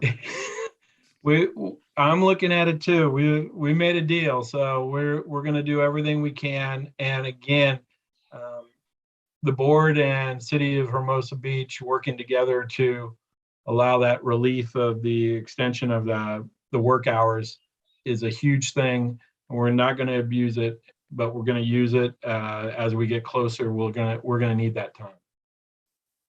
Thanks so much, Doug. Yeah, no, thank you, Matt. You've hit on all my main questions also. And I want to thank you and your team for being so flexible as all these things come up. I take walks by there, once a week, and you notice like the seal is kind of laying on the ground. And it's good to hear like we pivoted to this, we pivoted to that as each of these issues come up, because we know Jen is after you after those dates, as are the rest of us. She's just a little more vocal about it. It is so important to us to make sure that this school is ready to go for, first day of school is September 6th, but to move in and be ready to go before that.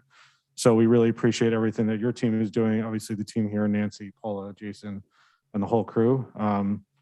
It seems the finish line is in sight. Let's just finish strong, please. Now is the time to really start running as we get some areas going.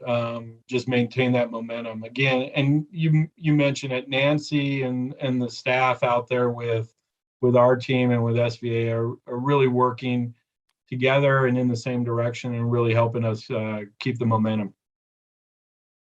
I see you. I'm going to go to Stephen first and we'll cycle back around. Stephen. Thank you, team. We meet weekly, so it's sort of moored in a lot of the detail, and it was really exciting to go and visit the campus. But I'll just start off actually by saying thank you, more thank yous. Not only you are key partners, especially the amount of work and collaboration that's gone into this. Obviously, a lot of learnings that were gained also out of the Vista project that have been applied to this project. I think it's sort of worth noting. The city, our key partners, the neighbors. I mean, going through any construction project, there is a certain amount of dust and noise and shaking. I know I'm sort of in that neighborhood, and I just want to say thank you. Also to the team, I know they do a lot to mitigate those factors. And also PTO. I mean, all of our community, it really does take a village, but our PTO are already planning ahead to get marquees up and libraries filled and these new schools looking absolutely smashing and brilliant come the new school year. So a lot of thanks and appreciation. I guess I'm sort of cautiously optimistic and on things. I am, there's a lot of possible things in there with approvals, DSA and so forth. You've got 5 days where if it doesn't rain, we can pick up a week, but what are the known unknowns that could sort of potentially derail us? Because right now it is only a week going into, for final completion. I know that Jason, I think, is going to talk to site moves, correct? Or sort of organizational updates leading into the construction. Is that right? That'll come later. But I can answer any questions about it, just about the tentative plan. Yeah, okay.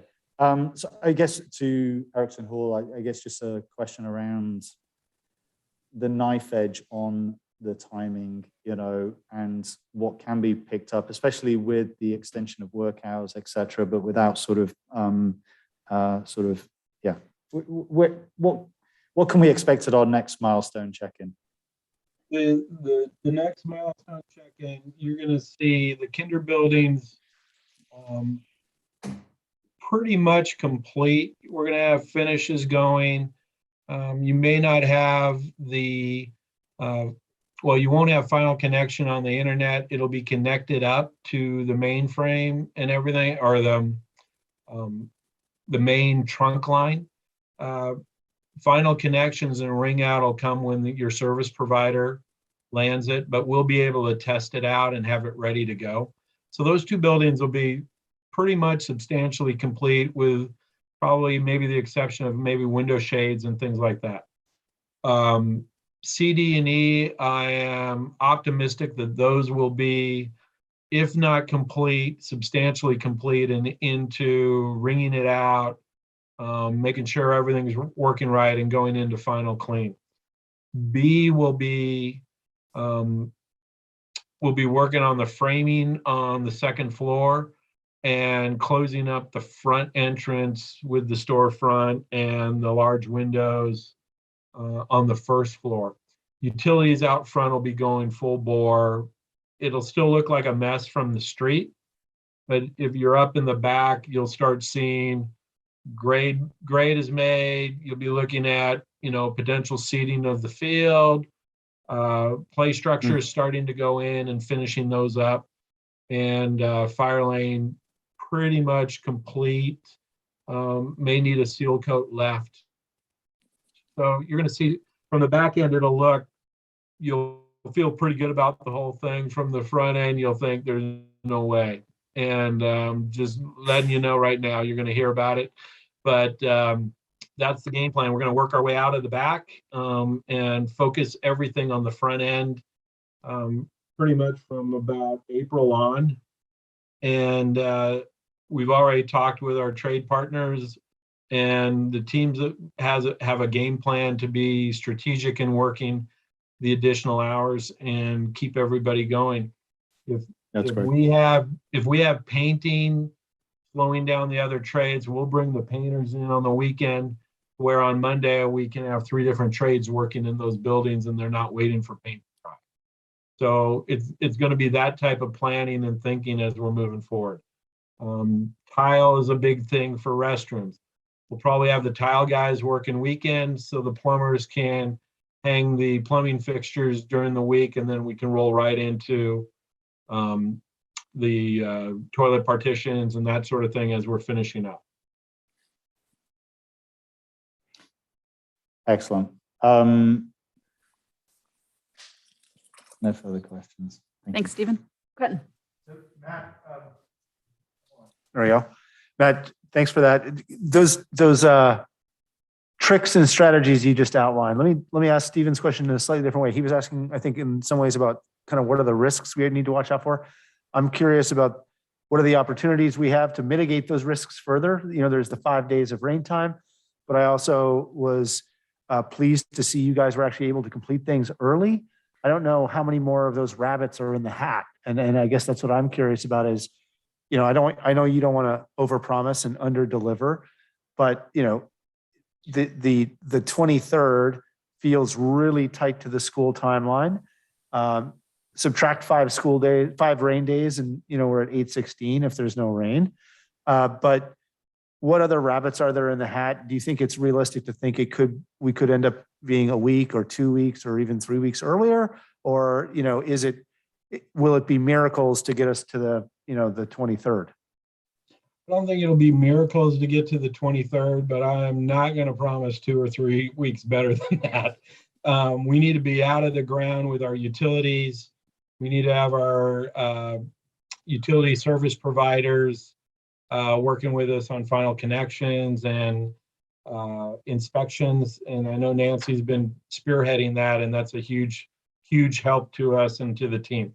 The faster we can get out of the ground on the back end of the campus, the better we can mitigate risks. Unknowns are underground, or in existing buildings that we haven't had a chance to open up walls or ceilings.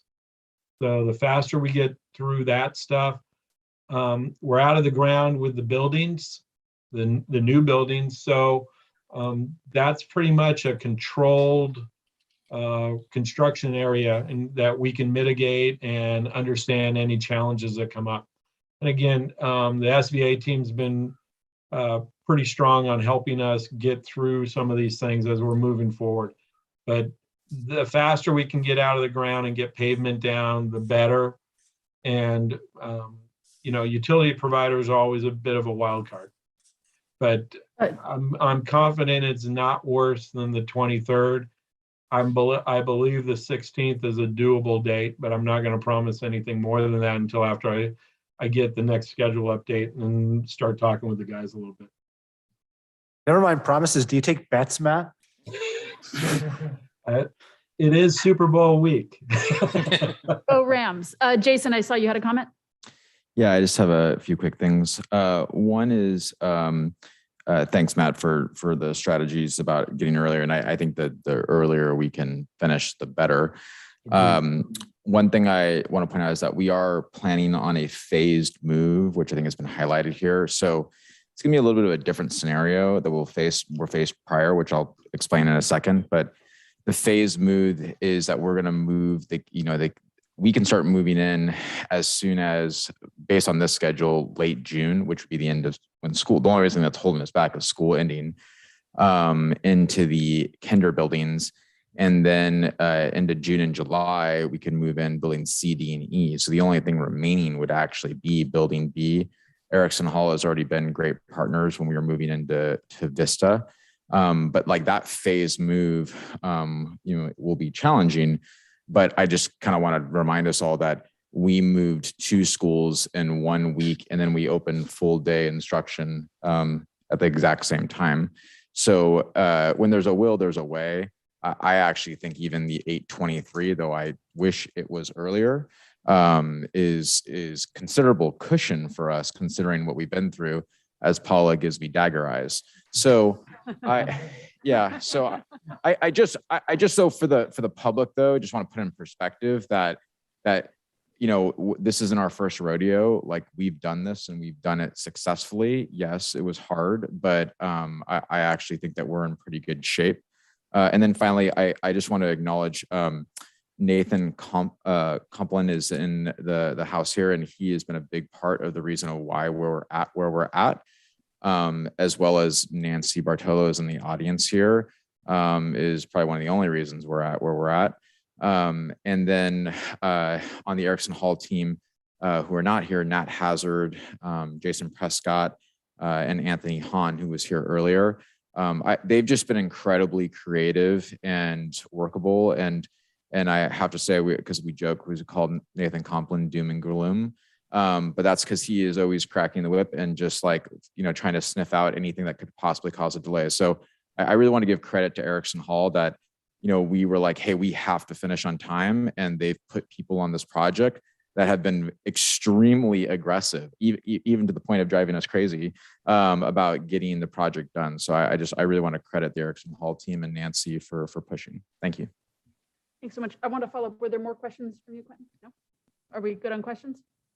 Matt, thank you again to you and your team. Nathan, thank you again to you and your team. Nancy, thank you. You are a team. And a giant thank you to the neighbors for helping us get this through and for the next iteration of Formosa Schools. So with that, we'll close down that report and move on to R-41-21-22 site plan with Dr. Johnson.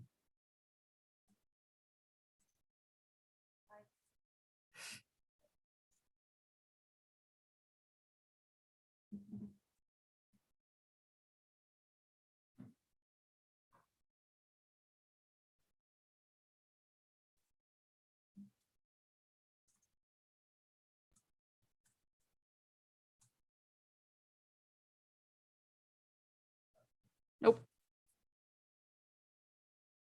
Yep. Test. All right, members of the board. On that note, as we look forward to opening the brand new school and finally get here to our 3-site plan, tonight I want to present a little bit about what would be the personnel impact and how we plan to run our 3 school sites into the 22-23 year. Very exciting. Slide.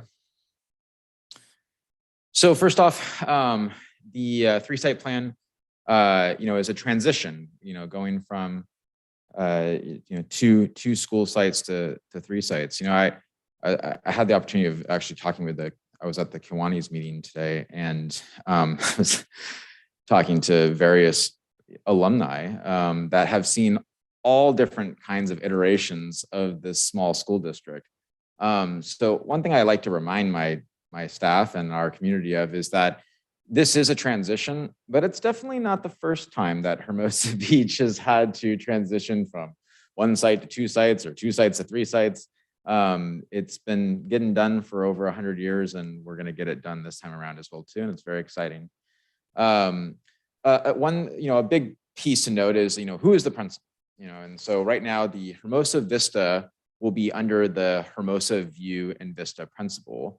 From a site standpoint, this may seem unusual, a principal over 2 sites. From a grade level standpoint, it's actually still a relatively small school. Most elementary principals are either TK through 6, like in some cases, or TK through 5. And in this case, our Hermosa View and Vista principal will be TK through 4. And then finally, there just are some facility and student needs that we can't get around. And if you go to multiple sites, you're going to require additional staffing. Slide. So here's a basic timeline of the move. As I described this phased move in, where you see TK2 moving to Hermosa View, grades 3-4 moving to Hermosa Vista. And then we'll note the district staff moving to Hermosa Vista. I'll talk about that a little bit more in a second. And then the start of the new school year. Slide. So this was the pre-Measure S configuration. We have during COVID, prior to COVID, you had Hermosa View School was TK through 2 and the grades 4 through 8. And you see that distribution of principal and assistant principal at Hermosa Valley. You see that we were at a 0.5 counselor, or which the counselor split days between Hermosa View and Hermosa Valley. There was an administrative assistant. Then you can see kind of the support staff going forward. One thing to note is that the district office staff was located at Hermosa Valley School historically. Slide. So this is a breakdown of the 3-site plan. I will call out the greatest hits highlight. There you see the final resting place of the grade levels. That distribution of grade levels is an old plan that goes back to the beginning of Measure S, where you have TK2 at Hermosa View, grades 3-4 at Hermosa Vista, and grades 5-8 at Hermosa Valley. There you see a breakdown of the number of classrooms in order to support those students, which is more than enough in order to support our current enrollment and projected. And then this is where you see a breakdown of administration, where Principal Tanita will be over Hermosa View and Vista, and Principal Bledsoe over Hermosa Valley. Moving to administrative support, the assistant principal, Hillary Overbeck, will be split. She will be at Hermosa Vista for 2 days and at Hermosa Valley for 3 days. And she will be the assistant principal of both Hermosa View Vista and Hermosa Valley. This is also not an unusual configuration. There are many school districts that split an assistant principal across 2 school sites. For example, in Redondo, there was an elementary principal who was split 50% across Washington Elementary and Alta Vista, just to name a local example. For counseling, Troy Boucher, will be the counselor of both View and Vista as the elementary level counselor, and Cassie Riley will continue on as the counselor of Hermosa Valley. One of the reasons for that split is because there are more students at Hermosa Valley, and Hermosa Valley holds the middle school, where we tend to find an escalation of individual counseling needs. Finally, you'll see there's an administrative assistant at each of the sites. This will require an increase +1 FTE, which I'll talk about in a second. You see a distribution of health support, which I will also discuss in a minute. And then you see the attendance clerk. There will be an attendance clerk at Hermosa View and Hermosa Valley. That position will be staffed 1 hour per grade level that they hold. So in the case of Hermosa Valley, for example, the grades 5 through 8, that will be a 4 hour per day position, which will provide support in the front office as well as support of attendance needs. There will not be an attendance clerk at Hermosa Vista. The reason being is that the administrative assistant will be over 2 grade levels. And as you see below there, we'll have present the entire district office staff. They just have simply less attendance and less people to work with.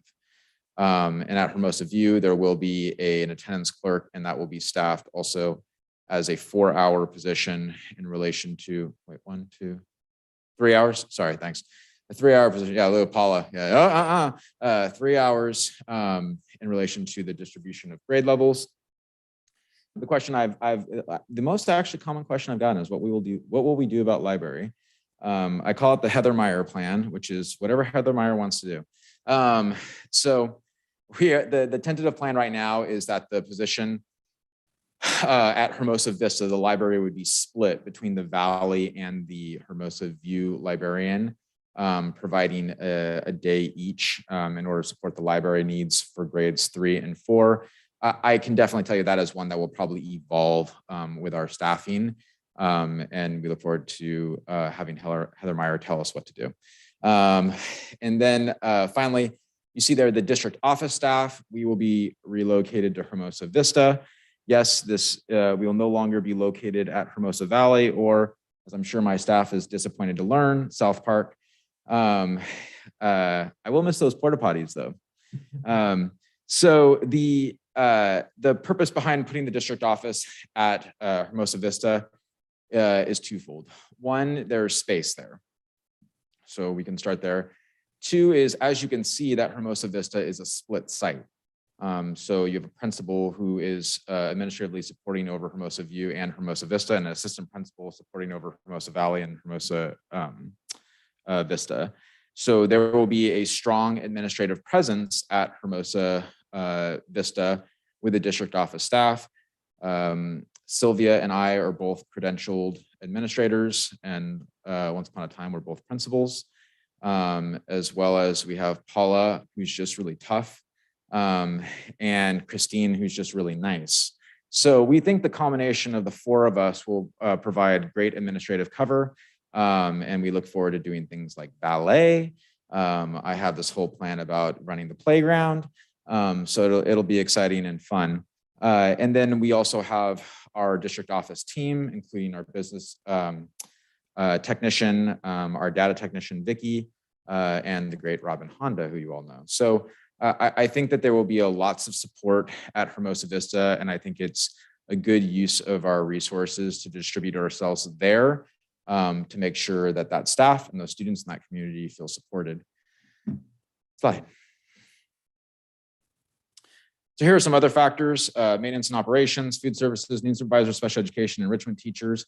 These are all conundrums that we are currently addressing and how to split them across 3 sites, things like travel, things like more facilities, things like special needs. We are figuring it out. We have a plan. We think that we will have a good plan in place as we start, and we will be agile as we continue to adjust that plan in order to settle into the 3 sites. Slide. There's no way around certain staffing increases. For example, I has already stated we'll need to increase an administrative assistant and an attendance clerk. I'm sure you're thinking, well, did you say you're going to increase 2 attendance clerks? Yes, but they are part-time positions, so it's the equivalent of 1 FTE or 1 full-time employment. This is also potentially offset by the increase of the administrative assistant, depending on who is the administrative assistant. The increase in the licensed vocational nurse, or an LVN, is actually not necessarily completely due to the 3-site solution, but actually an increase in student health needs. And we have been temporarily staffing an LVN position in order to support our student needs currently. So this just aligns well with what our current student makeup is.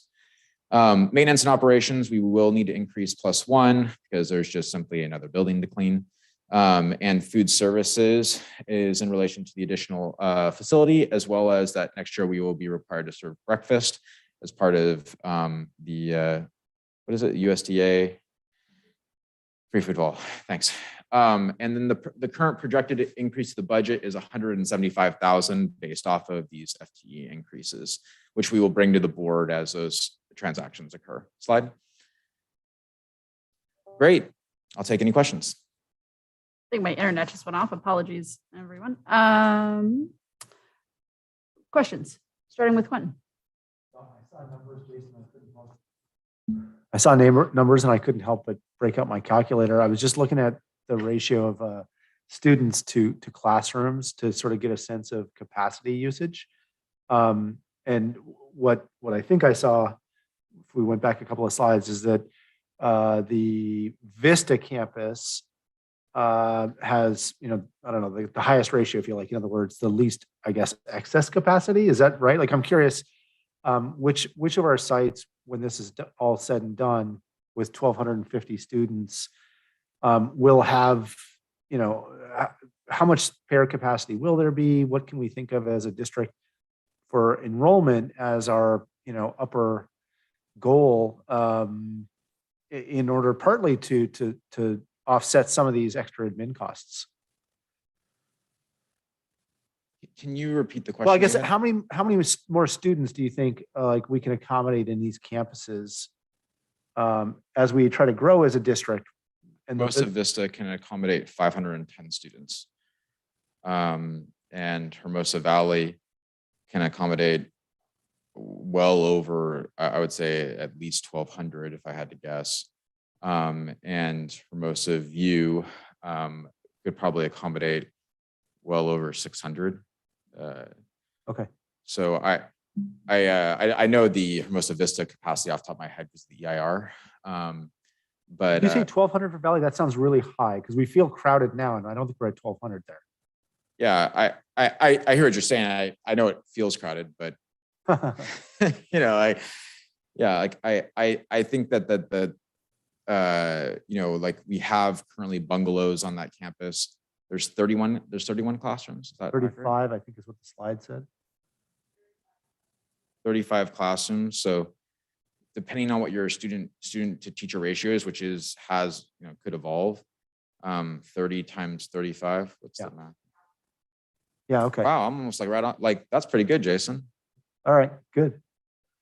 Nice. All right. I think we're a ways away from that though. You mean like, and I think a healthy, like a goal target enrollment should be, right now, to try to crack over 1,300. I think that should be our goal. And I think that our facilities are well in range to handle that load.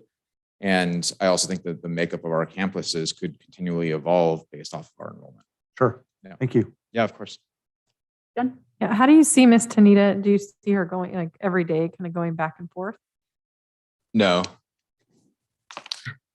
Sorry. It wasn't that abrupt of an answer. No. We see her on a day distribution, and that day distribution being aligned with Hillary Overbeck, as well as ourselves about supporting that campus.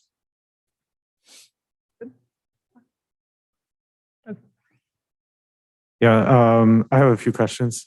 Yeah. So I get asked about library a lot, the most too. And this is very helpful to look at. Will the library be, and you don't have to answer all these questions now, but things that are coming up to think about. Yeah. On the days that Miss Meyer, or I'm forgetting the name of the Miss Kelly, or whoever the Valley Library clerk is. What? Miss Terrell? Yeah. Are not at Valley or View, will those libraries, or whoever is not at Vista, because it'll be 3 days a week, will those libraries still be accessible to students before, after school, lunch, things like that? As I said, not a. Yeah, that's That's a great question. Something to And think about. So we're gonna place Paula in the library. You mean like in social? That was going to be my vote as well. Yeah. Yeah. So, I mean, she works the books. Doesn't that translate over to? Yes, it definitely Yeah, translates. okay. It All right. definitely translates. Yeah, that's a really good point, and we'll definitely take a look at what we can do with noon supervisors or especially for the unstructured time. Yeah, and that's what it really is just making sure the kids don't, destroy the library or Yeah. each other. That's great feedback for us. Yeah, the other piece that I get asked about a lot is STEAM lab and Idea lab and how those are going to be split as well. Once again, not something you have to answer now, just feedback that I've received. We do actually have a plan and are working on a split. So like they'll have that access and we'll have 3-4 access. And we're working with Ms. Gill and Mr. Kaplan on a distribution of days that work to make sure those students are getting access. Okay. Next question is, where do you see the district office staff actually physically being at Vista? Yeah, are they so in one of the classrooms? Are they in the NPR? Like, I no, understand they're on the campus. the but- classrooms is a great question because the NPR will continue to be utilized by likely STAR, and the front office will be used by the administrative staff as well as Sylvia, and then my office with the conference room will be located in what is currently a TK room. It's Ali Peng's room. And then the district office staff will be located in the, the science, what do they call it? It's like the flex room. Yeah, because it's a very large room. The reason behind that is that it's the first rooms if you go down the hall. So someone trying to access the district office still has to go through the front office. Yeah. But they're the first rooms. They don't have to go deep into the school in order to access, which is kind of like if you think about like the Hermosa Valley setup back when the district office was in the front. So not the same, but similar. Okay, that sounds good. Thank you. And my last question kind of builds off of Quentin and Jen's question, which I think this is what it might be trying to get at. So if your kid is at View or Vista, your principal is Principal Tanita. So you have a problem, you have a question, you have a concern, no matter where she happens to be physically that day, that's your point of contact. Is that correct? That is correct. Okay, thank you. You're welcome. Stephen. No further questions. I think in terms of the board covered a lot of the ones that I was going to ask. I just want to say thank you, particularly the district office. It's not lost on us that the circumstances and makeup of you having to sort of make do in current times. Staff with the moves over the last couple of years. I mean, just with Measure S, it's not lost on us the amount of effort that it takes to move and that sort of stuff, and to the students and the parents. I mean, it has been a bit of musical chairs the last couple of years, and again, but it's really exciting because there's light. The light is very much, as we just heard from Erickson Hall and the team. I mean, it's just super exciting to think about starting this new school with the new schools and to have the facilities and the opportunity for these rooms. Whereas before we were filling, NPRs with libraries, or we were filling, there was a need for this, there is a need for this, and the growth opportunities, for the district it provides. So just a lot of thank you and excitement around that. Thank you.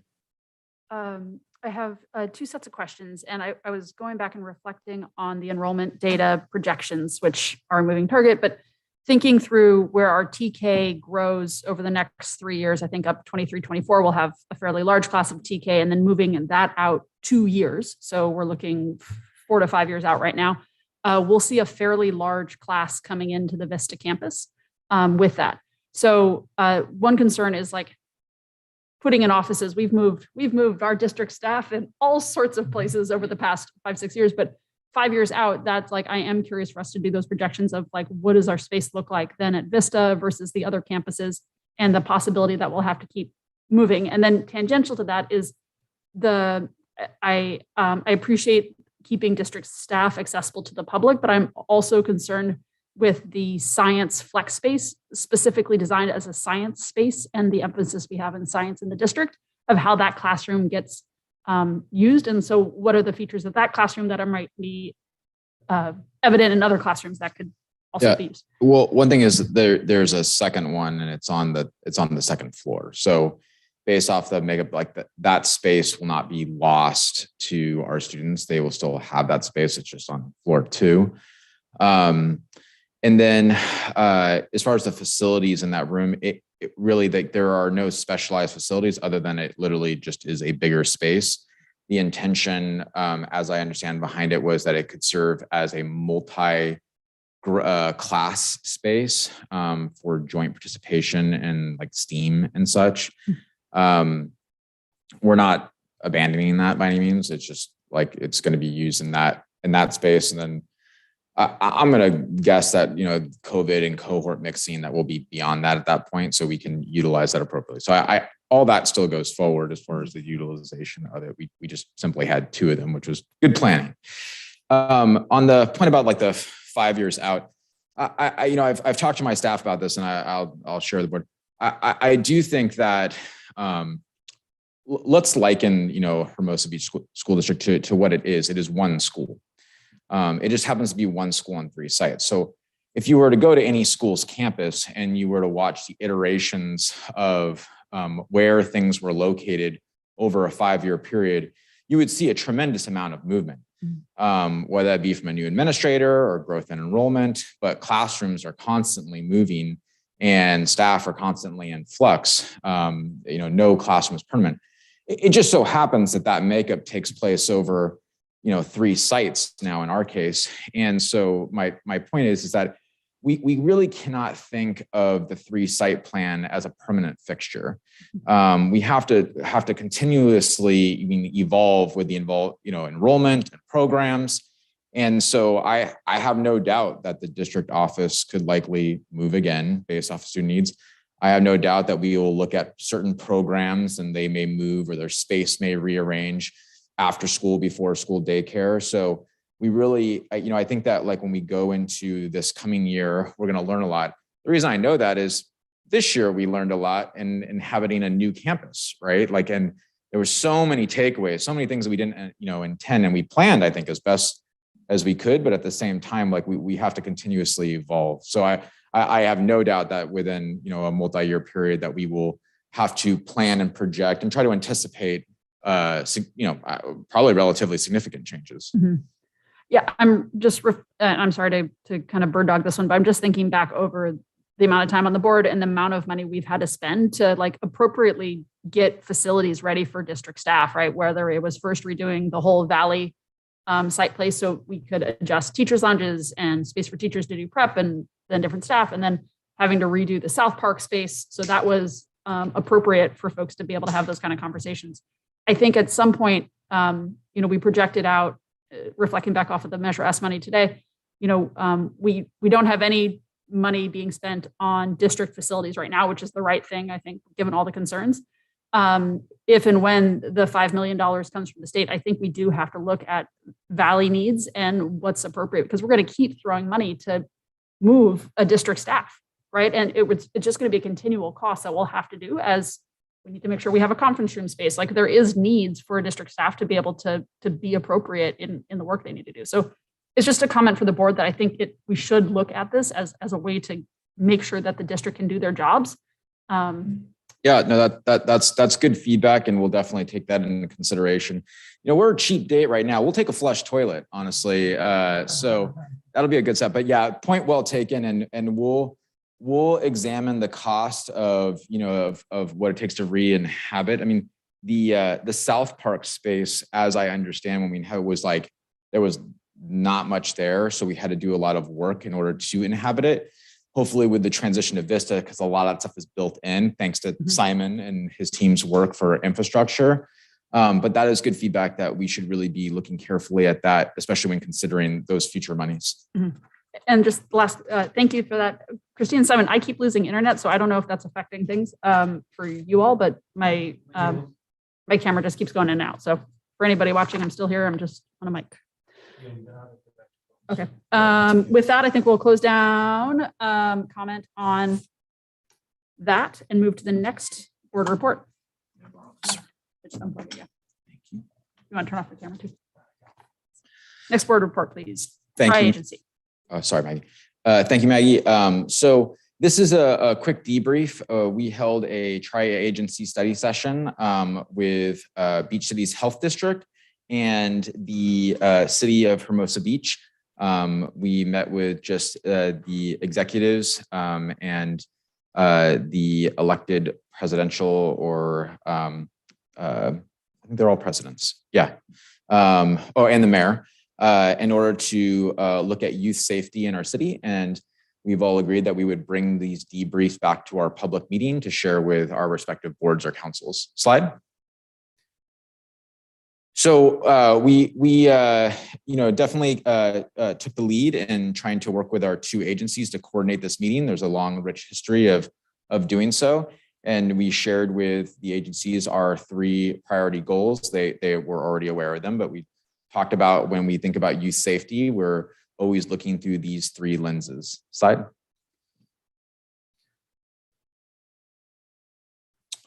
So here are 3 priority areas that we took a look at: personal safety, community safety, and school safety. And you can see those areas beyond that. We were just trying to target areas where there could be opportunities for cross collaboration between the city, the school district, and Beach Cities Health District.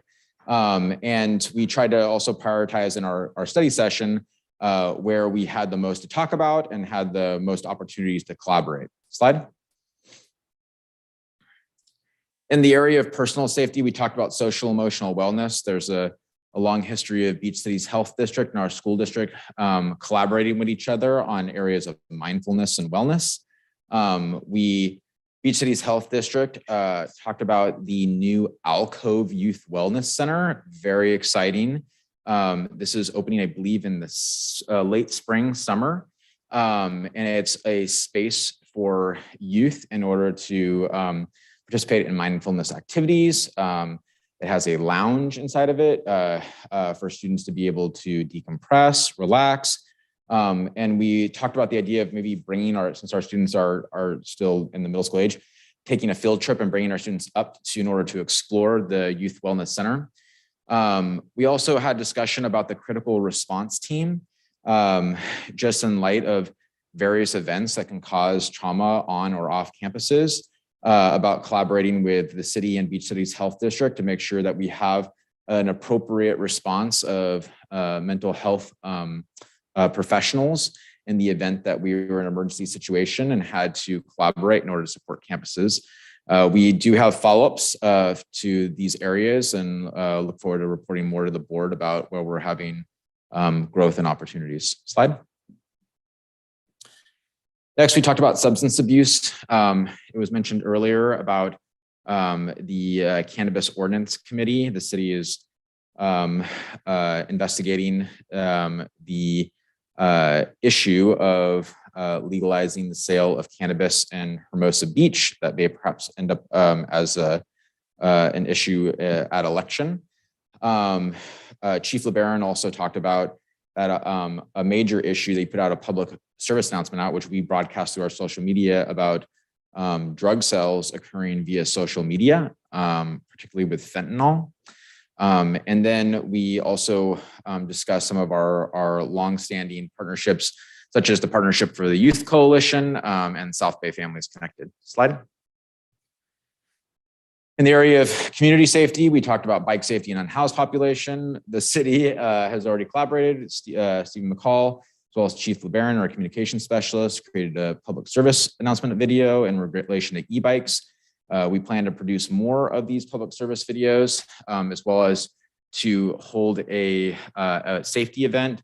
We've had a little bit of a setback with Beach Cities Cycling Coalition, and we're working, trying to work with an entity. They no longer provide the education series, so we're out there searching for a different entity that might provide the same type of opportunity.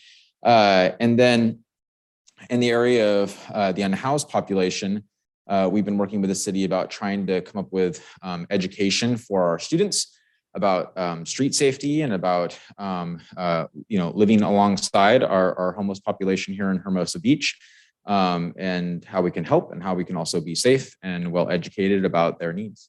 Slide.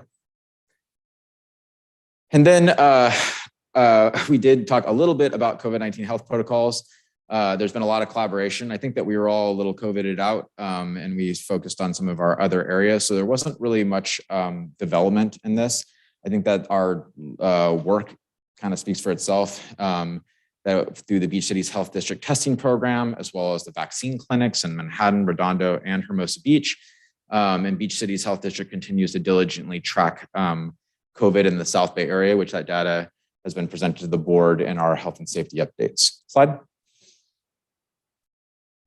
We did get into social media. This is an area that we would like to repivot to coming out of the COVID focus when it comes to health and safety. As we mentioned, that the police put out a warning about the selling of controlled substances via social media. We also, have seen feedback in our panorama surveys about social media incidents, or aggression via social media. So we're looking at our speaker series, as well as we continue to implement Second Step, and we talked about maybe bringing in the Partnership for Youth Coalition to give us feedback about, ways that we can support and educate our students. I do think education is the most important thing for parents and for students when it comes to appropriate social media use. Slide. Great, thank you. I'll take any questions at this time. Okay, anyone want to start? Jen? Oh, I just wanted to add, Jason, thank you for doing that recap. It's so great. I think those meetings are super important and kind of really bring the school and the community really together. One thing that had come up in the Wellness Council conversation was potentially we could get a visit to the alcove for our students. So I forgot to mention that, which I think would be just to let them know what the opportunity is that is there. Yeah, we definitely discussed about the opportunity to maybe take like a field trip up there to just so they could have access to the resource and see the opportunity. Totally. Great idea. Anyone, Stephen, you want to go? I was just going to ask, thank you for Jason spearheading getting this together and getting it organized. I think there's a lot of great content, like Jen says, coming together to not solve, but can constantly work on some of these really important issues for our children and for our community is essential. So to that end, I'm just curious when the next one is. Are they planned annually, biannually? I'm anticipating writing a note right now, which says next tri-agency meeting schedule. Thank you. Okay. No, yeah. we talked about doing it rather now annually. We talked about doing it, is it biannually? That's awesome. Twice a year. And so we talked about maybe doing something 6 months out. That's great. And then the last one got pushed so much because of surges and because of this and because of that. But it's important that in order for some of these projects to come forward, it's important that we do. We agree with the new format. It'll be easier to schedule, right? And then probably more appropriate to do twice. And then we have already followed up with smaller meetings for the areas of collaboration. I was talking to Suja today about an area when it came to the bike safety piece. And so I think that it'll branch out into many meetings, but yeah, definitely point well taken in regard to having two meetings per year as opposed to one. Thank you. Good. Doug, you were good. Yep. Quentin, good. Jason, again, it was a pleasure to be there with everyone. My thanks to all our counterparts on that. Thanks for your leadership. Thank you, board. Okay, everyone, let's move into R-43-2122, Quentin's favorite topic, the LCAP with Ms. Gluck. Thank you.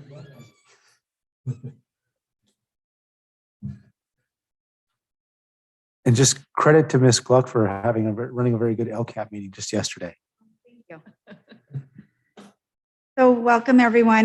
Paula and I, we work hand in hand in regards to the LCAP. I couldn't do my job without her, and we're a great team. So I just want to put that out there.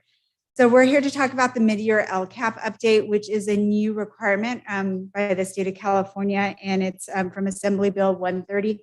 The reason why we have to do it is because we received COVID monies this year, and that had increased some of the budgetary areas for us. So there are 5 prompts that we had to address. Luckily, Hermosa Beach had to just answer 3, and that was because we are not a Title I school and we didn't receive ESSER funds. And there are federal and one-time fundings that some states and school districts did receive. We want to make sure that you understand that our district, although we didn't receive some additional funds that other districts did receive, that we are still addressing our unduplicated population by providing interventions, multi-tiered intervention supports and services. And we continue to work with our students and prioritize our district's needs based on our students' needs. Slide, please. So we are required to fill out 2 documents. The supplement for the annual update already went to LA County Office of Education, and we got a nice stamp of approval from it.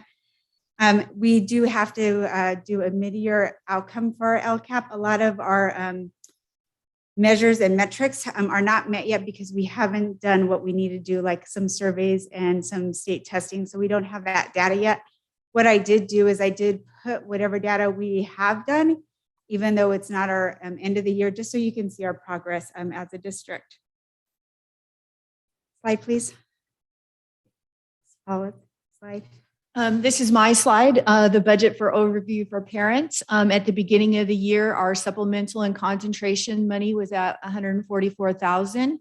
The increase is to 155,423 is due to the increase in unduplicated population. It is not due to an increase in the supplemental and concentration 15% extra that most districts got if they have over 55%. So we are not eligible for that. Our unduplicated population is about 6%. Slide, please. So these are the 3 prompts that we needed to address in regards to our supplement. What we wanted the board to know is that the funds we received that were additional were the coronavirus relief funds, as well as the governor's emergency education relief funds, which are the GEAR funds and part of the CARE Act. The most important thing is that we did put a lot of emphasis in social emotional learning, allocated to technology mentors, professional development, and just to support our achievement goals. Everything that our district has done this last year, I'm proud to say it does align to our LCAP.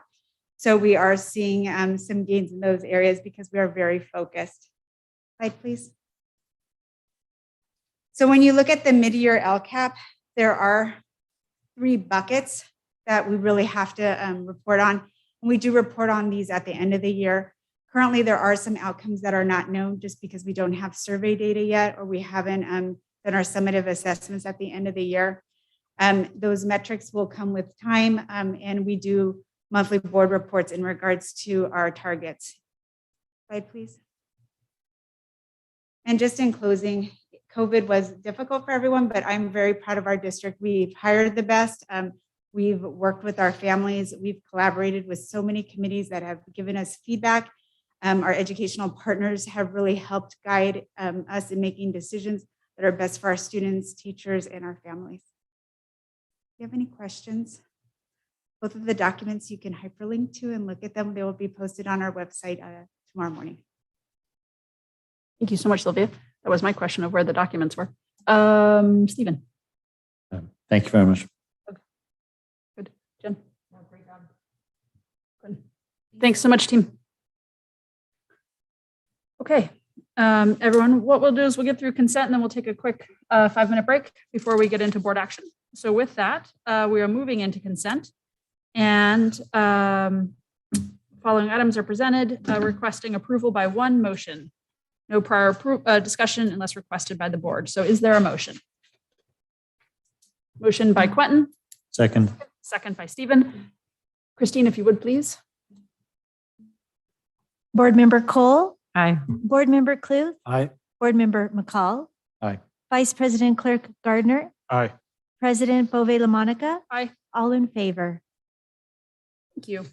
With that, let's take a 5-minute break. We will return at 8:40 for the board action.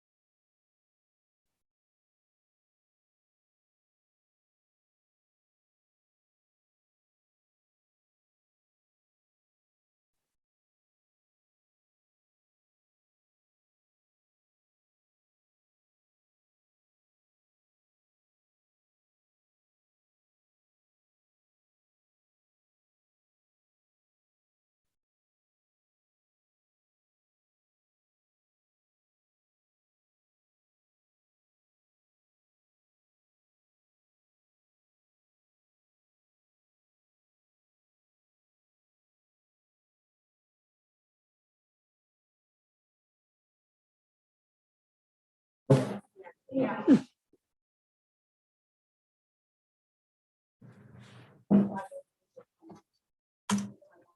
everyone.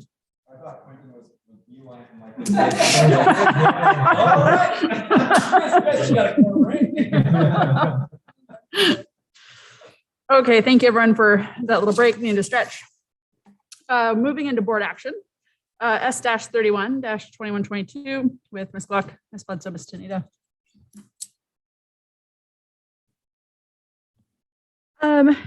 It is recommended that the Board of Education approve the purchase of the No, AV. It's my turn. It's superintendent. Sorry. Yeah. So sorry. That's okay. Each year, school sites are required to do a school accountability report card, and that's governed by California Ed Code as well as board policy.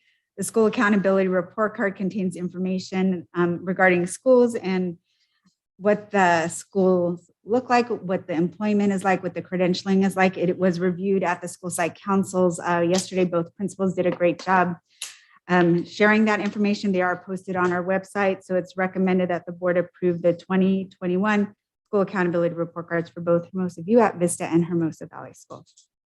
Thank you so much for that, Ms. Gluck. Are there any questions from the board? Quentin. I'd just say I was at that meeting and it was well done, and I echo what you said about the principals doing a good job. Thank you very much. Excellent. Any other questions from the board? No? Any? No? Doug, Move good? to approve. Yeah, looking for a motion for approval. Motion. So moved. Oh, second. Look at that. Second. Motion by Quentin, second by Jen. Christine, if you would. Board Member Cole, Aye. Board Member Cluth, Aye. Board Member McCall, Aye. Vice President Clerk Gardner, Aye. and President Bove LaMonica. Aye. All in favor. Thank you so much. Paula, now you're up. B-77-2122. It is recommended that the board approve the purchase of the AV equipment for Hermosa View campus, totaling $107,000. This is for the Measure S project. The district is purchasing this material to receive the CMAS pricing discount, which we can get it cheaper than Erickson Hall can. So we're asking for approval to buy all the AV equipment for View campus.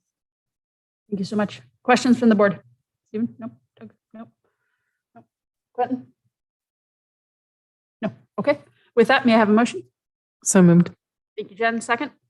Second. Thank you. Who was that, Doug? Doug. Christine, if you would, please. Board Member Cole. Aye. Board Member Cluth, Aye. Board Member McCall, Aye. Vice President Clerk Gardner, Aye. President Bove LaMonica. Aye. All in favor. Great. Thank you. B-78-2122 solar panel service agreement. Ms. Montalvo. It is recommended that the board approve the service agreement with BK and Associates for the solar panels at Hermosa Vista campus. In order to be efficient, the panels do need to be cleaned on an every other month basis. And this contract will allow them to come in and do the work, clean the panels, dust, pollen, to keep them most efficient so that we're grasping as much energy as we can to power Vista School. Thank you so much. Questions from the board? Starting with Stephen? No? Polly, quick question. Did you say this is an annual cost that we incur? Great. Okay. Any other questions? Nope. May I have a motion? So moved. Thank you, Quentin. Is there a second? Second. Oh, I heard Jen, I think, on that one. Christine? Board Member Cole. Aye. Board Member Cluth, Aye. Board Member McCall, Aye. Vice President Clerk Gardner, Aye. President Bove LaMonica. Aye. All in favor. Thank you. B-79-2122. Polly, you're up again. It is recommended that the board approve the contract with LACO for PC products. This product allows the district to get detailed information, which we haven't had in the past. And month before last year approved a non-auditing contract with Eid Bailey, and they need these reports and they're teaching me how to use them as well. It is an annual contract. It's a monthly fee. There's enough money in the budget to cover it for this year's expense. And we can terminate the contract at any time with a month's notice. Questions from the board, starting with Quentin? Sorry, you probably said it, Paul. What was it? What is the training for again? It's a software program that pulls data from HRS, which is Human Resources, and gives us detailed reports for expenditures for payroll. Thank you. You're good, Quentin? Okay. Any other questions? Excellent. May I have a motion? So moved. Thank you, Doug. Is there a second? Second. Thank you, Stephen. Christine, if you would. Board Member Cole, Aye. Board Member Cluth, Aye. Board Member McCall, Aye. Vice President Clerk Gardner, Aye. President Bove LaMonica. Aye. All in favor. Okay. B-80-2122 with Ms. Gluck, please. It is recommended that the Board of Education approve a consultant agreement with Lee Deneen to assist us with IEP health reports that are required for students for their initial or triennial IEP.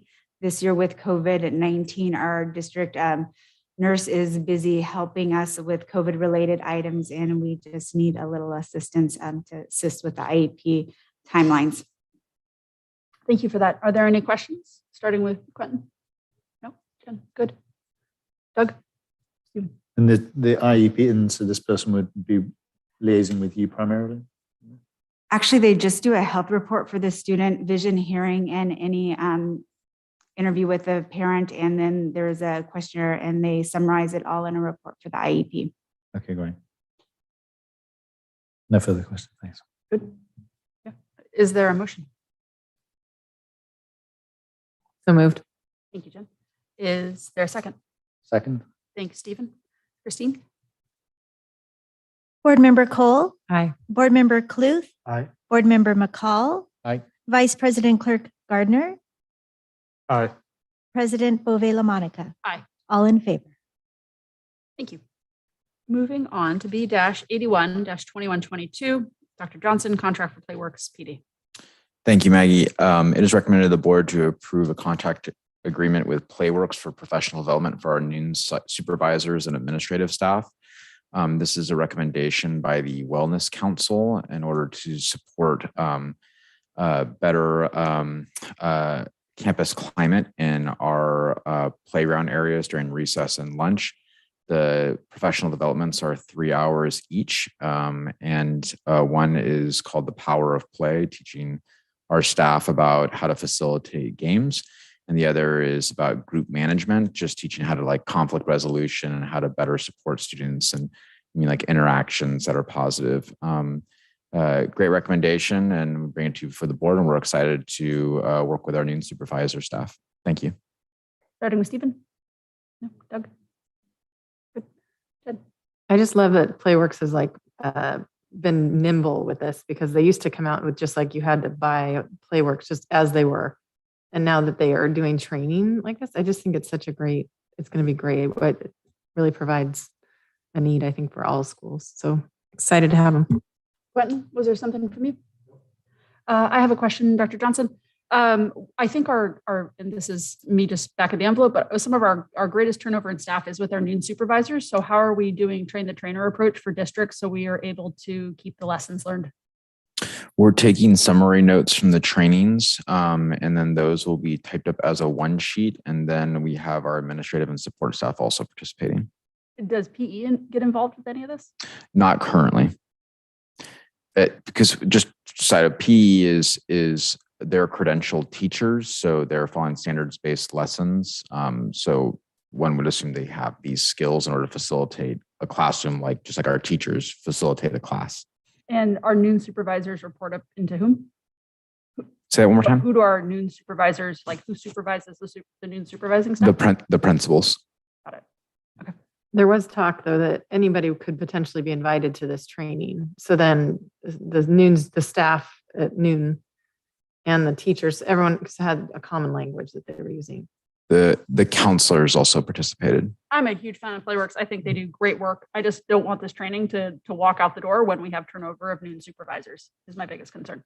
Yeah, and the long-term plan, if this goes well, is to bring them in on a more regular basis as well too, because I do think that in order to upkeep this, we need to also continue it as well. Playworks does have an expanded package, but this was a great, we felt like it was a great option for us as a starting point to see if it was a good fit. Okay.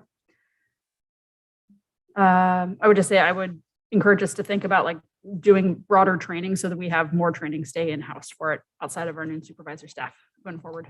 Okay, thank you, Maggie. We'll definitely follow up with the board about progress. Yep. Is there a motion? So moved. Jen, is there a second? Second. Stephen, on favor, Christine? Board Member Cole, Aye. Board Member Kloof, Aye. Board Member McCall, Aye. Vice President Clerk Gardner, Aye. President Bove LaMonica. Aye. All in favor. Thank you so much. B-82-2122, Dr. Johnson. As many of you know, there's a staffing shortage nationwide that is also includes teachers and related staff. So we've had to be more aggressive about our recruiting practices. So the MOU agreements you see before you are for student teaching agreements. This was also a way in order to, I conducted meetings with all university representatives in our local area over the course of about a month in order to discuss about partnerships and how we could bring in student teachers and or have our staff go and present at these universities for recruiting. For example, for speech language pathology, USC just opened up a brand new program and we are building a connection with their director because they're a small program or a small school district. We have need for speech language pathologists. And so that's a partnership. So we really just want to be on the front foot of when we do have opportunities to hire, we have the first dibs, so to speak, on the most talented recruits coming out of the university system. So we really just want to beat everyone to the punch, so to speak. The MOU agreement you have in front of you is for California State University Dominguez Hills, very much known and beloved as our local teacher college. And we recommend this MOU for approval. Thank you. Thanks so much. Any questions from the board? Stephen, starting with you. No, but can we approve, you want them individually approved or are they the same? They are all the same, and I think procedurally we could try to group them. That's fine. Whatever the. I'm okay. Let's just keep it clean. Yeah. I have a question. Question? Yeah, have we not done this before? And like, why has this not been a historical thing that the district has done in the past? I cannot speak to what would be the reason behind not having MOUs with these universities.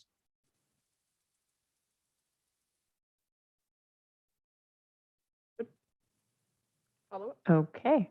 I mean, I honestly just, I don't know the reason. I think it's a good practice to have student teaching agreements and relationships with local universities. I'm not entirely sure. So maybe once upon a time we did, or we outlasted them, they were never renewed, but I honestly just don't know.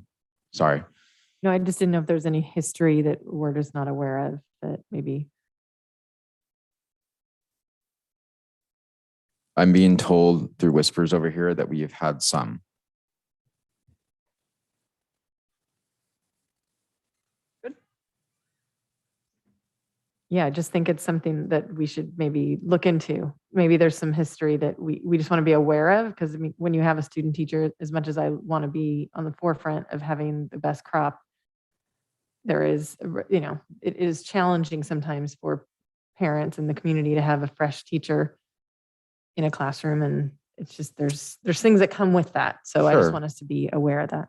That's why there's a master teacher also in the classroom who supports them. And that's why also too, like for us, it would be contingent upon wanting to have participating teachers who take on that responsibility, as well as we'd be looking for our areas of recruitment need, right? So, in areas that we're strong in recruitment, we may be less apt, but in areas like special education, math, science, specialized services like school psychologists, speech language pathologists, this is the best way in order to recruit those people. So while I definitely appreciate student teaching and want to be part of developing great teachers, there is a strategic aspect to this that goes beyond just supporting student teaching.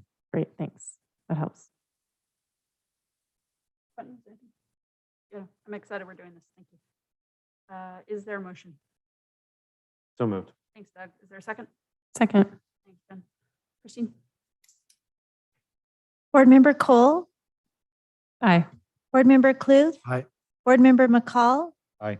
Vice President Clerk Gardner, Aye. President Bove LaMonica. Aye. All in favor. We're going to roll through these next couple since they are all in the same. So I'll do a general ask for questions. I'm not going to do individual follow-up. So unless you have a specific university placement affiliation here, or, I mean, I was going to say go Lions, but but with that, we can go down to B-83, 2122.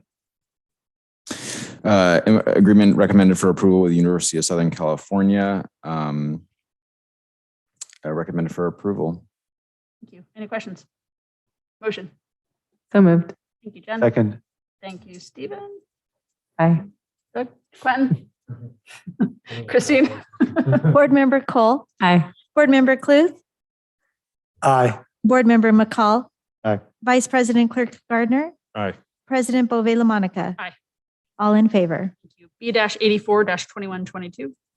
Recommended agreement via MOU with Western Governors University and also a teachers college. Any questions? Is there a motion? So moved. Is there a second? Second. Thank you, Doug. Christine, please. Board Member Cole, Aye. Board Member Cluth, Aye. Board Member McCall, Aye. Vice President Clerk Gardner, Aye. President Bove LaMonica. Aye. All in favor. Great. Thank you so much. B-85-2122. Recommended also my alma mater, Loyal Marymount University, memorandum of understanding for placement of graduate students. Thank you. Thank you. Any questions? Is there a motion? So moved. Thank you, Stephen. Is there a second? Second. Thank you, Jen. Christine, all in favor? Board Member Cole, Aye. Board Member Cluth, Aye. Board Member McCall, Aye. Vice President Clerk Gardner, Aye. President Bove LaMonica. Aye. All in favor. Thank you. Last board action item, B-86-2122, Ms. Montalvo on Power School. It is recommended that the board ratify the contract for Power School for Unified Talent Employee Records. This suite would allow us to keep records online for all staff housed in Power School. It has many, many functions that we're looking for. We currently don't have a database other than what Christine has created on a Google Doc. This would keep the information secure, and we would be able to use it for multiple reporting opportunities. Also to note that Christine did negotiate the contract, saving the district significantly. Excellent. Are there any questions for Paula? No? Okay. Is there a motion? So moved. Thank you, Doug. Is there a second? Second. Thank you, Quentin. All in favor, Christine? Board Member Cole, Aye. Board Member Cluth, Aye. Board Member McCall, Aye. Vice President Clerk Gardner, Aye. President Bove LaMonica. Aye. All in favor. Thank you so much. Moving into board member roundtable, I'll leave it open to whomever would like to start. Steven? You're good? Nothing? Doug? I'm good. Thank you. Jen? I'm good as well. I'll just say, I'm going to say one more time. I actually, the LCAP meeting that Maggie very graciously granted to me as a committee assignment for this year. I got a lot out of that meeting last night, and connecting, some of the data you guys have shared in public, which again, I applaud you guys for your data focus and bringing that to some of that LCAP stuff. It really started to come to life for me in terms of understanding what our goals are, as well as what our results are, and bringing those two things together really makes it powerful and interesting. Thank you. Okay, I have a couple of things. So one, wanted to do follow-up from the board workshop meeting. We asked for any edits on the compact. Stephen, thank you so much for being so prompt. You have another 2 weeks to send us any wordsmithing comments on the compact so it can get into the next month's agenda. That is one. The second thing is off of NPS. I just wanted to say thank you to Principal Bledsoe for listening and looking at the comments off of the NPS specifically as related to student comments and incorporating that into the elections piece. I thought that was great. We had talked about how we want to do technology for better access into public meetings. And so I know Dr. Johnson and I are going to look at how we do Zooms with potential reconfigurations so we don't have to have so many screens right in front of us as we do this, but still making sure we have absolute access for the public. If anybody wanted to take on a member orientation, that was one of the action items, was looking at what goes into a new board member orientation. So if somebody wanted to take that on or partner with somebody, I am open to suggestions. You can think about it, but at our March meeting, like if there is any coordination of board members who wants to like think about what goes into a different orientation, was one of our topics, and happy to have people form on that. Next is Al Maritsucci and has a town hall tomorrow night on schools and COVID-19. Where do we go from here? That's Thursday at 6 p.m. If you go to his website, there is a Zoom link for that, and they will be featuring the Manhattan Beach Superintendent along with UCLA's Medical Center Director to talk about schools and COVID-19. So I think with all the public comment we've had tonight, good for that. Again, thank you to Stephen McCall for his advocacy. He's been working with Al Maritsucci's office, the bill 1607, 1609, 1614 on school funding, increasing the base grant. Thank you so much for that, Jason. Thank you so much for writing the letter of support on that. And then lastly, mission vision process for the district. Stephen, you had brought this up at the board workshop meeting. I was doing some reflecting on it, so just wanted to have a brief conversation on what it looks like.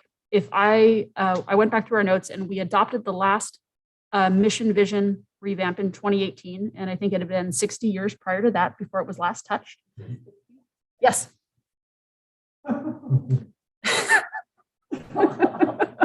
It might have been 80, but I think it's 60. So we went from 60 to 2018. And then I was just doing some searching on like when is a good time, and marketing and mission vision stuff are not my thing, but the guidance that I saw out there is there's a review that could be appropriate every 3 years if you have rapidly changing circumstances in an org.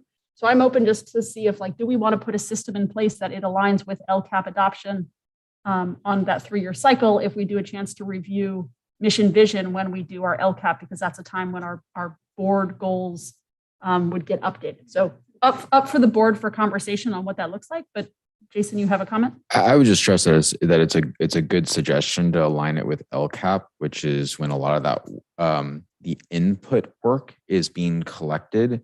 So rather than having to create committees around that, you already have a lot of stakeholders that are participating. So that's a very good suggestion.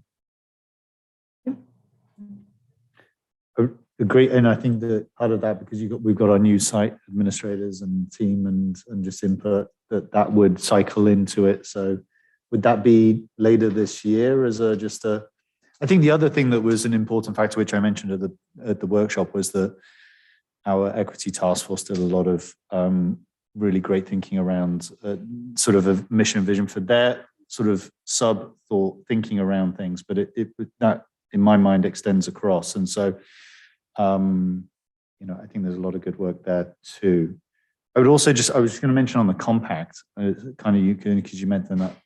I didn't add any net new comments. I just tried to be a good account manager and sort of contact reported all of the notes. I didn't necessarily suggest copy for sections. So I don't know if there's an element of, if that could be, I don't know, just for efficiency, so the board don't have to redo all the comments. I don't know if you could send that out in your next board update, because it was basically a summary of the notes that were taken from Saturday. And then if there are any further builds or suggestions from the board, that can be put into you and we can review them at the next board meeting. Yeah, let me think about that. You know where I'm going with that? Yeah, I'll get back to you. Okay. Any other thoughts off of mission vision review process and how we go forward? Because I don't think every year on it feels too much, and it takes up a lot of time. It's a lot of staff time. It's a lot of board time. It's a lot of people time. So just trying to put a system in place that makes it sense to look at things.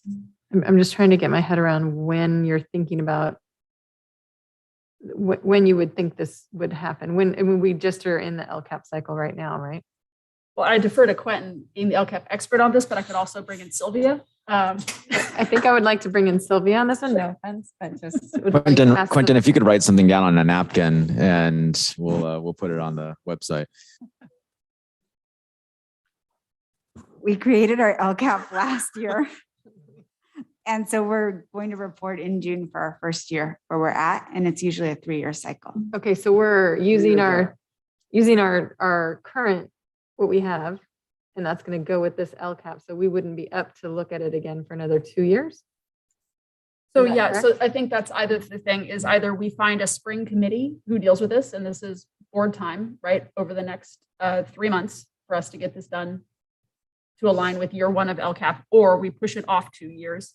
And when we adopt a new LCAP cycle, it goes into that process, leading up into the adoption. I'm just trying to understand. We have new goals and a vision that are currently, we are aligned to the LCAP, right? You're using the LCAP is based off the current, like I feel like everything is building off of those 3 circles, right? Yes. So It's based on our I'm strategic confused plan. just at like your timing on this spring. Why this spring?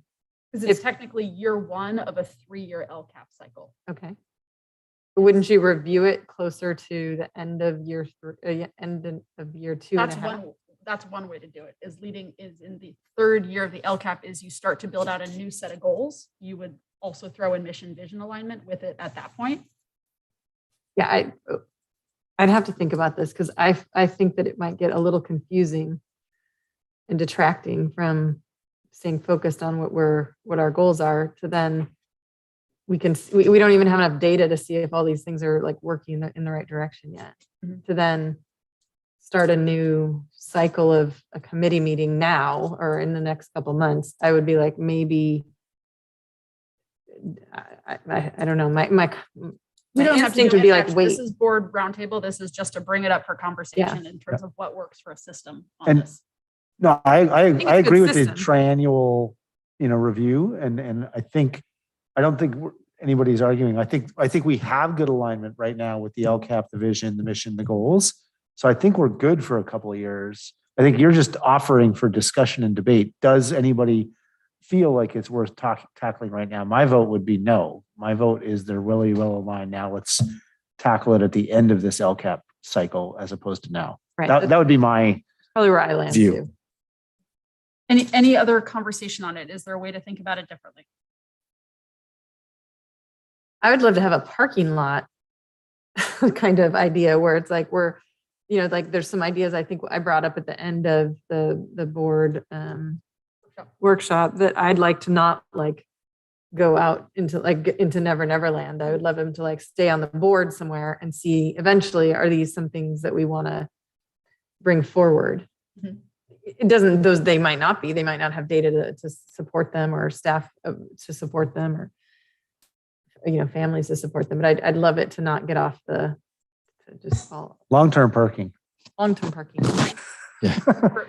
So we're trying to establish a parking system right now. We took that feedback, and that's part of our incorporated notes to develop the next year's goals. And then I'll be putting out a survey, like I've kind of danced with like how we would do this, but like a survey where feedback can be given per goal. Like we have talked about like our goals are probably on a 3-year cycle as well too, because they were also aligned with the initiation of the LCAP. But like definitely for revisions and tweaks and and outlook, because like our goal, I think, with calendar, with everything else, is that we're kind of like always looking 3 years out. And so, we're a year in now, we got to go a year ahead. So I look forward to that to come in the next week or two for that feedback. And then that'll be an ongoing process leading up to what I hope to have is a July leadership retreat where we're finalized and just talking about our goals and the launch of the 22-23 school year. Okay, so again, this is roundtable. I'm bringing it up. We have space to tackle it as an item for either more board discussion or board action at the next meeting. And then with that, any of the other parking lot issues. Any last thoughts on board member roundtable? Okay. Wishing everybody an early happy Valentine's Day. Happy Thanksgiving too. Woo. It's early for Thanksgiving, Maggie.